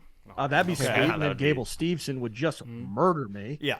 So there'd be that. I wouldn't medal, but I'd be happy to participate in the heavyweight class, absolutely. But yeah, any of those. So I'd say soccer, shot put, javelin, or getting my ass kicked by Gable Steveson. That's a good Mount Rushmore. That's a core 4 right there. What's a first world problem? dreams. Well, yeah, what's a first world problem bugging you at the moment other than our Wi-Fi situation? My sprinkler system. Oh, I got my sprinkler system at my house. It's just I got an issue with the vacuum breaker that I just paid way too much money to fix, and now I got so I turned on the sprinkler system a week ago, got that fixed, had a plumber out, everything's great. So when you typically run your sprinkler system, or I can't speak for you or anybody else that's listening, but we always do it. It starts at 4 a.m. and it ends at about 6:30 a.m. So I actually do not see the thing working. The only thing that I know is I see the remnants of water lining the driveway and the sidewalk. So I'm like, yeah, I'm pretty confident that it was on last night. So I wake up extra early the other day, and I'm just standing in the living room looking out the back window, and there's this freaking geyser in the backyard. Oh, no. That's just spitting water out at 12 feet. It is not sprinkling. It is geysering. It is Lexington Steel freaking Peter Northing gallons of water into the air. This does not look very efficient. And so now I realize that I have like 6 or 7 sprinkler heads that I have to fix. Super cheap, by the way. You just go to Fleet Farm, Home Depot, you get it done. So I did not do that today. That is the first world problem that I am dealing with right now. Of all things in my life, beautiful kids, love my gal. Everything's great. But this GD sprinkler system is pissing me off, and all it does is cost me incredible amounts of money because I'm too lazy to physically move a sprinkler around the yard, and I got to fix a bunch of sprinkler heads. Yeah, that's a good one. That's especially this time of year. Absolutely. What would be your strike three call if you were in an ump? Ooh, How would you do it? well, it's what's the movie? Is it Saving Silverman? Which on its own is not a great movie, but I love the "Come to Yeehaw" bit. So it would be "Come or something like that, and that would be it. Or just watch before if I was going to be an umpire. First of all, I wouldn't take myself so seriously. It would take a lot for you to get ejected from a game that I was umping, because I would acknowledge my own inadequacies in some way. I'd still have to be a face of authority. But in the end, I wouldn't mind the conversations, wouldn't mind the WWE-style theatrics of sand kicking and in the nose and how close can you chest bump without actually chest bumping. I'd actually appreciate those, and I'd participate in it. But I would watch Naked Gun before any game that I was behind the plate to take tips from the late Leslie Nielsen. Maybe get down, you do the half splits, a little twirl, a little dance, hurrah, hurrah, all of those things. But yeah, the melodramatics, if I was a major league umpire, would be borderline obnoxious. It'd be Marlins guy obnoxious. Okay, is what it would be with me behind the plate. Well, it makes perfect sense. You're a showman. You know, you get it. You're a man of the people. You want people to see more than just. I'm a very flashy and showing person. There's no doubt. Well, if it's a Twins game, you got to provide some sort of entertainment because the team sure as hell are putting it on. And behind home plate too. You're on TV the cool just thing as about much a as Twins the players. game. I mean, you guys mentioned the Twins. The cool thing is I'd get 14 or 15 opportunities to do a strikeout every single game right. when the Twins were at bat. So I'd get a hell of a lot of practice. I would master that shit immediately. Perfect your craft. Get a reel. Losing 8-0, by the way. Cool, sweet, God. Great, fantastic. Good thing we had a fun conversation rather than watching that shit. We've given up 17 runs the last two games, and we're not even done with this one. That's ridiculous. Pain. We put up 3. Is that good? Is that good? It's more than runs that I put up in my major league career. Yeah, that's So, good. there we point. go. But you're also not getting paid $500 million. So. I'm not. Not yet. Not yet, though. Not yet. You never know. Never know, but It'd be cooler if you were, actually. It'd be cooler if I was. just got to get into gaming. Well, Nordo, it's been a blast. Thanks so much, man, for coming on despite our ups and downs with the internet. I think the lesson learned from this one is we need to go get a new extender. Yeah, and get you in studio next time. Yeah, Yes. I think I like that solution a little better. We will not Dahmer you. No, promise. No Dahmer. Well, I mean, if that's the case, then I'm less likely. But no. Honestly, I love you guys. Love what you're doing. I had a blast talking too. So, but next time, and all jokes is, no jokes. We talked about it before we went on air. I had some internet issues as well. So we're trying to rock the suburbs here. We're trying to do this. But next time we should definitely do it in person. But I always have a good time with you guys. You guys are great. Yeah, we appreciate it, man. We'll definitely have you back on in the fall once we have more to talk about than Chinese badminton and Korean baseball. the LG Twins. I'm telling you, Micheletti is Yeah. your guy. Parlay Okay? Pat. He is Parlay Pat.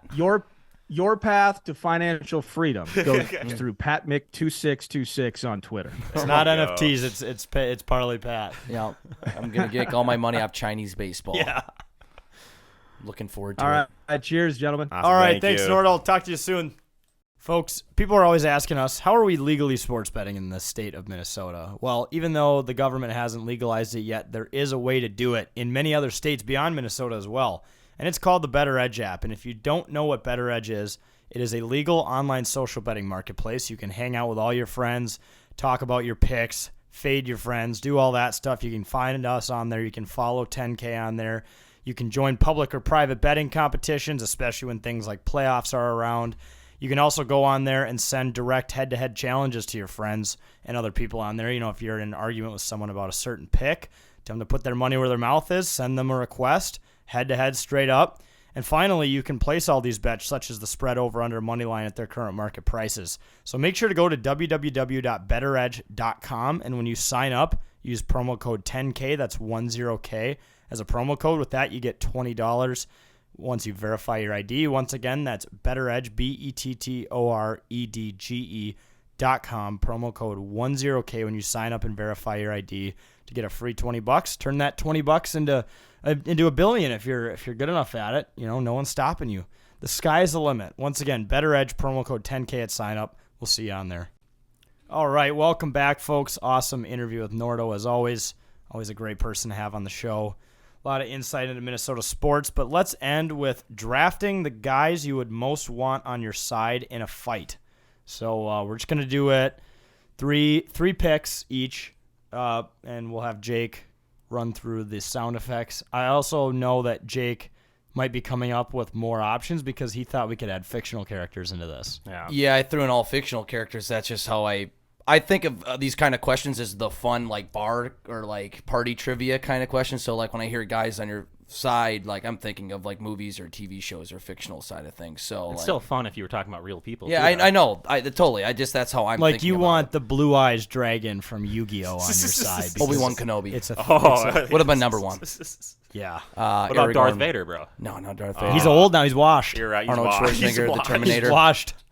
Did you see when they took that mask off him? That wasn't the beautiful, he's busted, that bro. wasn't that beautiful Anakin that we knew before. So we're trying to do more like not necessarily like actors, but like It could be an actor. athletes and stuff like that. Yeah. Like, for example, I think a really good pick, like The Rock. Like, he'd be a good pick to be in the corner in a fight, right? Because he's actually a big guy who just plays big guys in movies. Yeah. So he's I get All right, it. let's do it. All right. So ding ding doo doo doo ding doo. With the first overall pick and the guys you would pick to be on your side in a fight, Wade selects. I'm going to go with the Diaz brothers, Nick and Nate Diaz. They are some of the most OG hardcore MMA fighters around. Everyone knows about Nate Diaz and his 2 fights with Conor McGregor. Conor still claims there's going to be a trilogy, but we'll see about that. But yeah, Nick and Nate. And the best thing is when you're done fighting people with Nick and Nate, you can smoke weed with them afterwards. So that's why I'm going to choose them. They are badass. They are. They don't speak the best, but No. but you're not talking in a fight. Right. All right. That makes sense. All right. They're UFC guys. All right. They are? Yep. Nope. Ding ding doo doo doo ding doo. With the second overall pick in the guys that you would pick to be on your side in a fight draft, Bossman selects. Mike Tyson. Oh, that's I know he's older now, but that guy can still punch. Tyson. He's still fighting probably because he's already broke again. And that's why boxers never really truly retire. But Mike Tyson, the champ, he knocked out Allen in The Hangover pretty good. That's a fictional one. Fictional scene done from a real person. But Tyson, we got a signed picture of him upstairs. He's always protecting the house, so we have him there. But yeah, I got Tyson. And he's been fighting more recently, too. So, yeah, good pick. Yep, ran out of money, so he's fighting again. Mike Tyson. The champ. You gotta love If flippily. You gotta love that dude. All right, ding ding doo doo doo doo ding doo. With the third overall pick in the guys you'd pick to be on your side in a fight, I myself, JJ, selects in the third overall pick Arnold Schwarzenegger. Oh, I'd still pick him. I'd still pick the guy. He still looks like a badass. Get to the chopper. Get to the chopper. He just has such a portfolio of great movies. He's done his own stunts. He's a strong dude. I still think even like in his mid to late 70s, he could still kick somebody's ass. Being he was like the Terminator and shit, and played and then played that character in Predator. I'd pick Arnold Schwarzenegger to be on my side any day of the week. I agree. It's my guy. his story is unreal, too. He goes I from know. immigrant to what's the word called? Mr. World? Strongman? Yeah, the strong whatever. Oh, It's yeah, Mr. World or Universe. LA Beach. Yeah, but isn't Yeah. Mr. Universe, I think, is what he went all the time. He went from that to becoming an actor, went from an actor to becoming a politician. And he started he was born in Austria, so it's crazy, the story. Austria. Yeah, it's beautiful. Beautiful story. Yeah. American Dream. Ding ding doo doo doo doo ding doo. With the fourth overall pick in the guys you would want in your side draft, Cam selects. This might be controversial. I'm gonna go with God. You're gonna want God on your side, right? Easy. Yeah. If you have God on your side, Well, then you're done. should win. He's the creator of the entire universe. You think he can just destroy anything he wants. Yeah. Yeah. Then you win. You're good. And that counts. Okay, Tell but- me right now that God's not real. Well, no, but is he? Is he a person walking the earth today? Is he Yeah. a guy? He's whatever you want it to be. You never said it had to be a guy. You said it could be a girl too. Whatever you. Is think he a it human being living on Earth right now? Is he a single? Allegedly. Is he a single gender? what? Okay, name the human being He doesn't who's have. walking He the doesn't Earth have to right be now. living right now. Yes, yeah, because we're not choosing dead people to fight with, are we? Well, I thought that was an option too. I thought it was just like how badass they were in their time. No, because they're choosing old Mike Tyson and old Arnold. They both said even though they're old, Oh. I'd still choose them. Well, I'll go fuck myself. Oh, okay, that'd be great. Because literally the rest of my list is fucked. So what? You had They just put Jesus God. Christ is number 2. No, Moses is number 3. God is an Hitler answer. is 4. I'm keeping God Hitler on and there. Mussolini and Stalin. You can't take God off. Sure. That's Whatever, fine. Whatever. That's fine. Go for it. If Jesus was walking the earth today and we could see him and talk to him, I'd accept that answer. But hey, we can go with it. Thank you. All right. Oh, we'll allow it. I'll change my other ones though. We'll allow it. We'll allow it. All of our lists are fucked because no one can be God in the end. We really struggled with the criteria on this We one. did. Well, you know I what? didn't think we had to lay I it don't out. think we're actually competing. It's for fun. It's Oh. for fun. We're competing on This Twitter is the one every time Friday Jake's when been the on my list comes side, and out. I love it. Believe me, there will be people that will not agree with Cam's. Well, you guys Oh, are on yeah, the I'm you guys sure. are the same, wavelength mentally. So Yeah, but he I will don't know not. how to he's- take that. You'll not. People won't agree with his list. I guarantee it. No. don't especially agree with on any Twitter. of our list. Yeah. All right. Ding ding doo doo doo ding doo with the 5th overall pick in the people or guys that you would be on. You would Or pick gods. or gods that you would want on your side. Wake selects. Zeus, no. Poseidon. I'm gonna go with Poseidon. Daniil Hunter, man. He is built like a fucking brick house. The biggest arms I've ever seen. If you could see anyone in person and still think they had photoshopped arms, it would be Daniil Hunter, defensive end for the Minnesota Vikings, obviously. And yeah, dude, I would just imagine how scary he would look with you with him in his corner, right? So No, Jake and I have met him before at a bar. He's fucking massive. yeah, and he's like soft spoken and nice, which is crazy. And but very yeah, quiet, very quiet person. Yeah, which- he's like the mantra, like speak softly but carry a big stick. He could grab Yeah. my head with his hand. Yeah, he easy. could grab both of our, and he could just do like like a crane machine. yeah, like those. What are those workouts that people do with the shoulders? No, I know what you're saying. I don't know what it's called, but It yeah. just could be with both Jake and I. yeah. Yeah. And Yeah. just and Fly, then proceed to just smash our Throw heads. where you throw it up. I haven't been to a gym since college. I don't know what I'm Cam, you're a gym guy now. You have all No, the I'm protein. not. Yeah, and you have the stuff. creatine upstairs. I hate Well, this episode. well, no, but what? Don't you know that workout? If you have been to the gym, legitimately, do you know It's- what that workout is called? Are they Isn't deadlifts it- or isn't what? there Well, it's not. Oh, It's no. not deadlifts. That's what I thought. That's where I thought. you Power were going. clean? Yeah. Power. He'd That's like like the break our jerk, necks yeah. when he Yeah, that's fucking a thing. hit me in the Adam's apple. All right. All right. Ding ding doo doo doo ding doo with the 2nd overall pick. Any guys that you would want in your side in a fight? Bossman selects. Ryan Reeves. Damn That's it! solid. I actually thought that was gonna be your first pick. I already started. It was going to be. I already started typing it out. Oh. Fuck. Then you went with God. Who I'm a big God guy. Yeah, no, doesn't- I it doesn't still sound think like you. it. No, I'm a huge God guy. I just don't know if it fits. Like the graphic is fucked now. Next time. Yeah. No, it's not. You're gonna win. You have the God. creator of the No. universe. I disagree. I think there's going to be people that are going to disagree with this. There will list. be. Okay. Next time we do guarantee a it. draft, we need to type in criteria on the sheet. Because that is the one thing I saw on the sheet, and I've been thinking about this all day. But even Yes, So I was like, even before we started this, we're all like, yeah, it has to be a person, and you never said really, living, but you said there has to be a God- person well, that's God- not God is- fictional, God and is God is living. not fictional. and God is very much living. I would. He's say. not walking Yeah. on the earth right now. Right, Can you correct. point and say, hey, there's See, God but over there in the corner? That's more sub criteria though that you can take you that into. Can you point and say, hey, there's John Cena? No, because you can't see him. No, actually, you can, and he follows us on Twitter. He does follow us. Are you sure about that? I love that meme. My name's But, Jeff. Well, yeah, no. back to it though. Revo, obviously one of the best fighters in hockey. He had some not so great fights this year, but it's gotten so. I feel like hockey fighting has gotten so technical. Do you guys remember that one fight that Billy G had back in like the early 2000s, where him and another guy were punching each Just other throwing, no blocking. hard as they can? Yeah. Like he would win a fight like that with anybody else. But now there's so much technique. Like Reeves trains as does boxing in the off season, Yeah. like trains.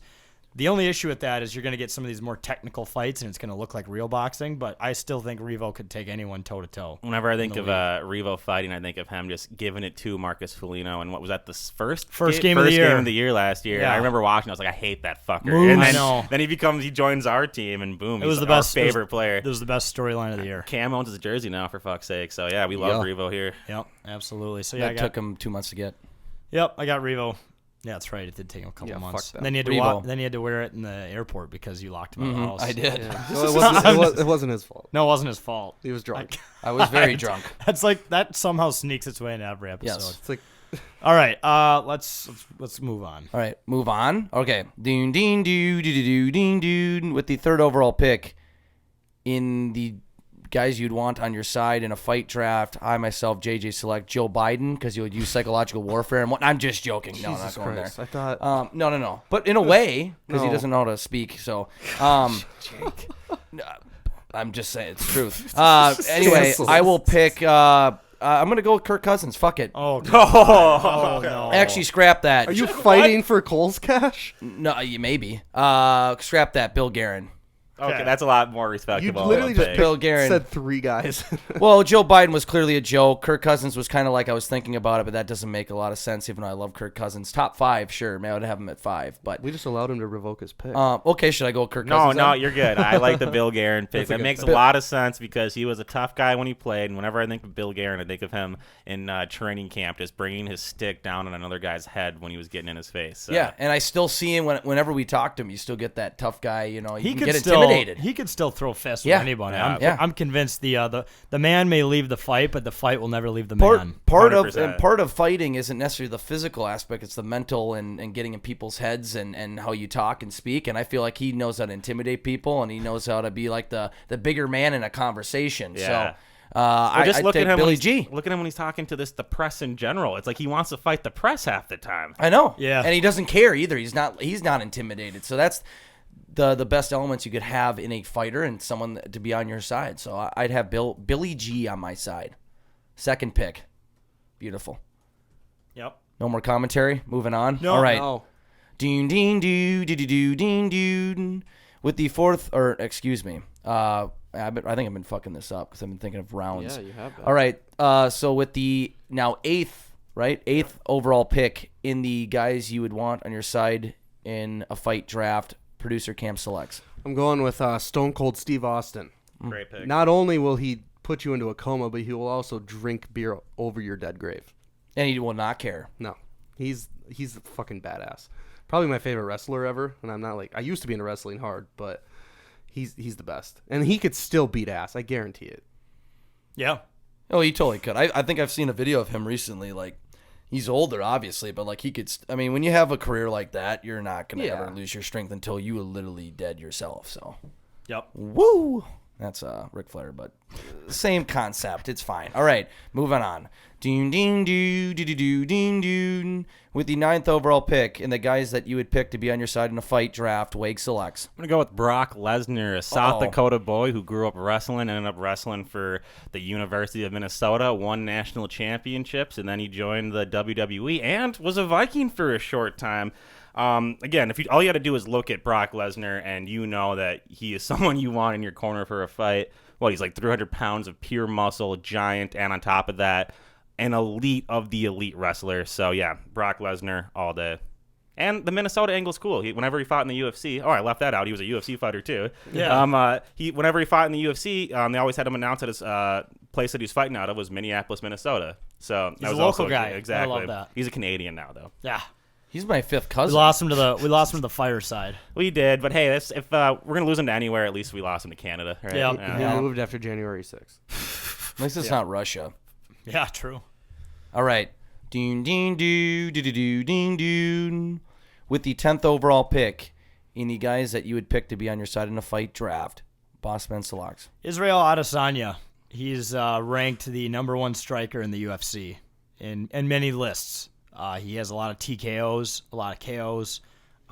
You want guys who can punch, right? I mean, he can do all the other shit too because he's good at everything. But would you say he's the best striker? Him or I'm seeing a lot of Steven Thompson. Yeah, Wonder Boy. He's like a karate guy, but yeah, I mean Israel Adesanya just because he's had like 200 kickboxing fights before he even joined the UFC. Yeah. So he has so much experience. Yeah. So that's a guy I want to be on my side in a fight. 1,000%. Yes, he'll fuck you up.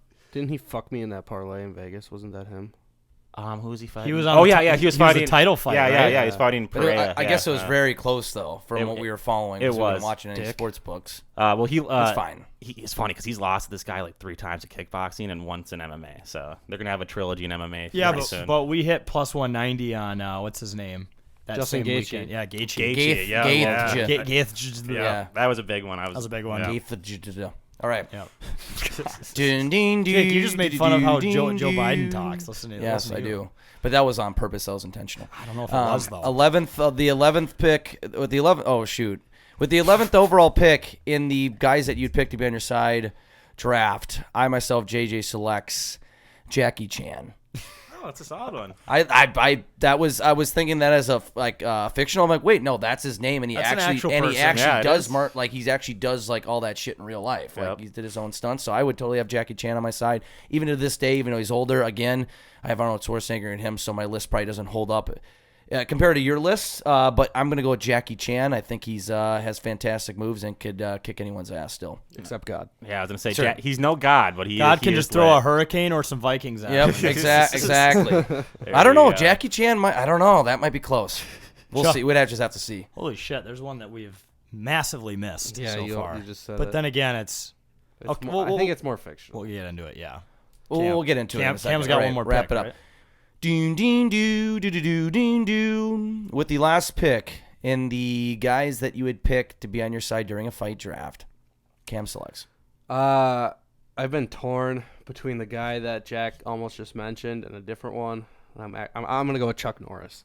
You have to. Yeah. Damn it! How did we miss That's that? what I'm saying. That should have been a first overall but pick. like, is he actually a tough guy in real life, He's or a is he a black tough belt. actor? He's a Okay. black No, belt he- in he Tang is- Soo Do, Brazilian Jiu-Jitsu, is? and Judo. Yeah. Okay, so he is a tough guy in real totally tough guy. The only He's a reason he'd have fucking minus points is the age, right? He's 83. But Chuck Norris, He's 83. Yeah, when you search him though, he comes up as an American martial artist. Yeah. Okay. He could But- still. I didn't know he was 83. I'm Yeah. still taking him. the age is afraid of Chuck Norris. Yeah, Death fair. is afraid. Yeah. I love the Norris. Chuck Norris jokes growing Yeah, up too. Death is afraid of Chuck Norris. I love Yeah, that. like what was it? Chuck Norris went to the Virgin Islands and it was just called the Islands. When he returned. It's just shit like that were the best jokes growing up. I was gonna the one I was torn with was between him and Kurt Angle. Oh, yep. Kurt Angle is a certified American badass. Yes, Olympic champion. Yeah. Kurt Yeah. Angle. Honorable mention, the guy who plays the Mountain in Game of Thrones. Oh, 100%. Yeah. He's a big dude. He's also a Vikings fan, by the Yeah, way. yeah. People don't know. Skull. He's from Is he from Iceland? Yeah, yeah. Yeah. I thought Kevin Garnett. He's so competitive. I think he'd Yeah. probably be good in your corner. True. Kevin Garnett. I was thinking of like Rambo, so I was. I know. He would Sylvester Stallone. He would have been Rambo. Would have been on my list if this was like if we were including fictional for sure. But Sylvester Stallone in general, I think is still he's still a fucking huge dude. Let's make sure to just do it. We can do a fictional one of these in the future. The Rock. Yeah, The Rock The is a Rock. great one. Marcus Foligno, honestly, I could have had been on I that had list. Foligno on my list as well. Harrison I had- Smith. Before I found out that they couldn't be dead because I didn't know that. I had Kimbo Slice and then I had Derek Bugard.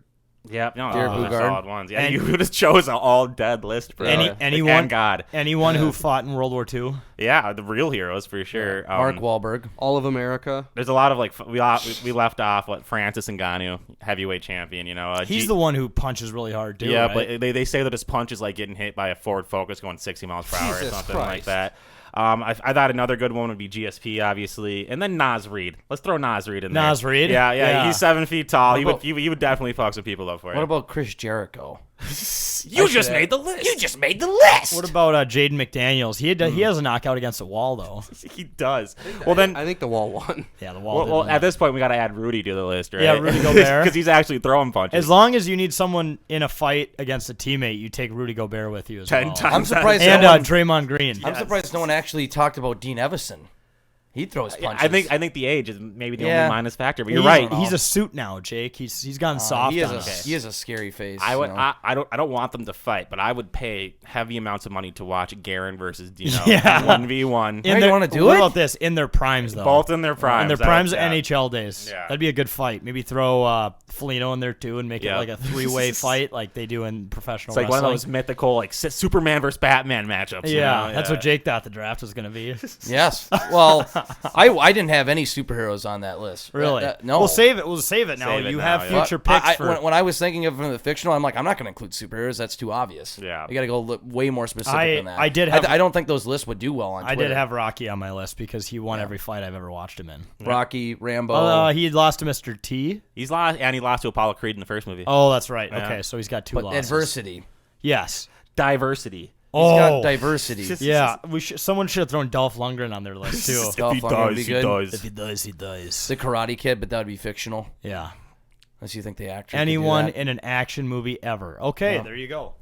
that. Mel Gibson in Lethal Weapon. John Wick. Oh, and then Bruce Willis. Bruce Willis. Die Hard. We could just go on for yeah, hours, dude. Fast and Furious. Clint Dominic Eastwood. Toretto. I almost yeah, actually picked Clint Eastwood even at the age of 90. What is his name? Who? Dominic Toretto in Fast and Furious. Vin Diesel? Yeah, Vin Diesel. Yeah. This is Vin Diesel. Also, AKA the Iron. He plays the voice of the Iron Giant. I don't know what that is. You never seen the Iron Giant? growing up, the animated movie. Yeah. Yeah. I've seen Oh, Yeah, yeah, very, very, very sad, but also very, very good. All right, well, folks, that just about does it for Fantastic. another episode of It's a Bit. Remember to sign up for the 10K Invitational, listen to our KFAN show on Saturdays at 2, and go to our shop for the latest Twins and 10K merch. And while you're on our website, read some of our blogs. We've been putting out a lot of good golf stuff, a lot of good UFC stuff, betting. You just go to 10ktakesmn.com to do that. And you can listen to our other podcasts on the Listen tab. And finally, just make sure to follow us on all the socials, 10K Takes on Twitter, Instagram, TikTok, Facebook. Thank you guys again for supporting us and listening to another episode of It's a Bit, and we'll see you next week.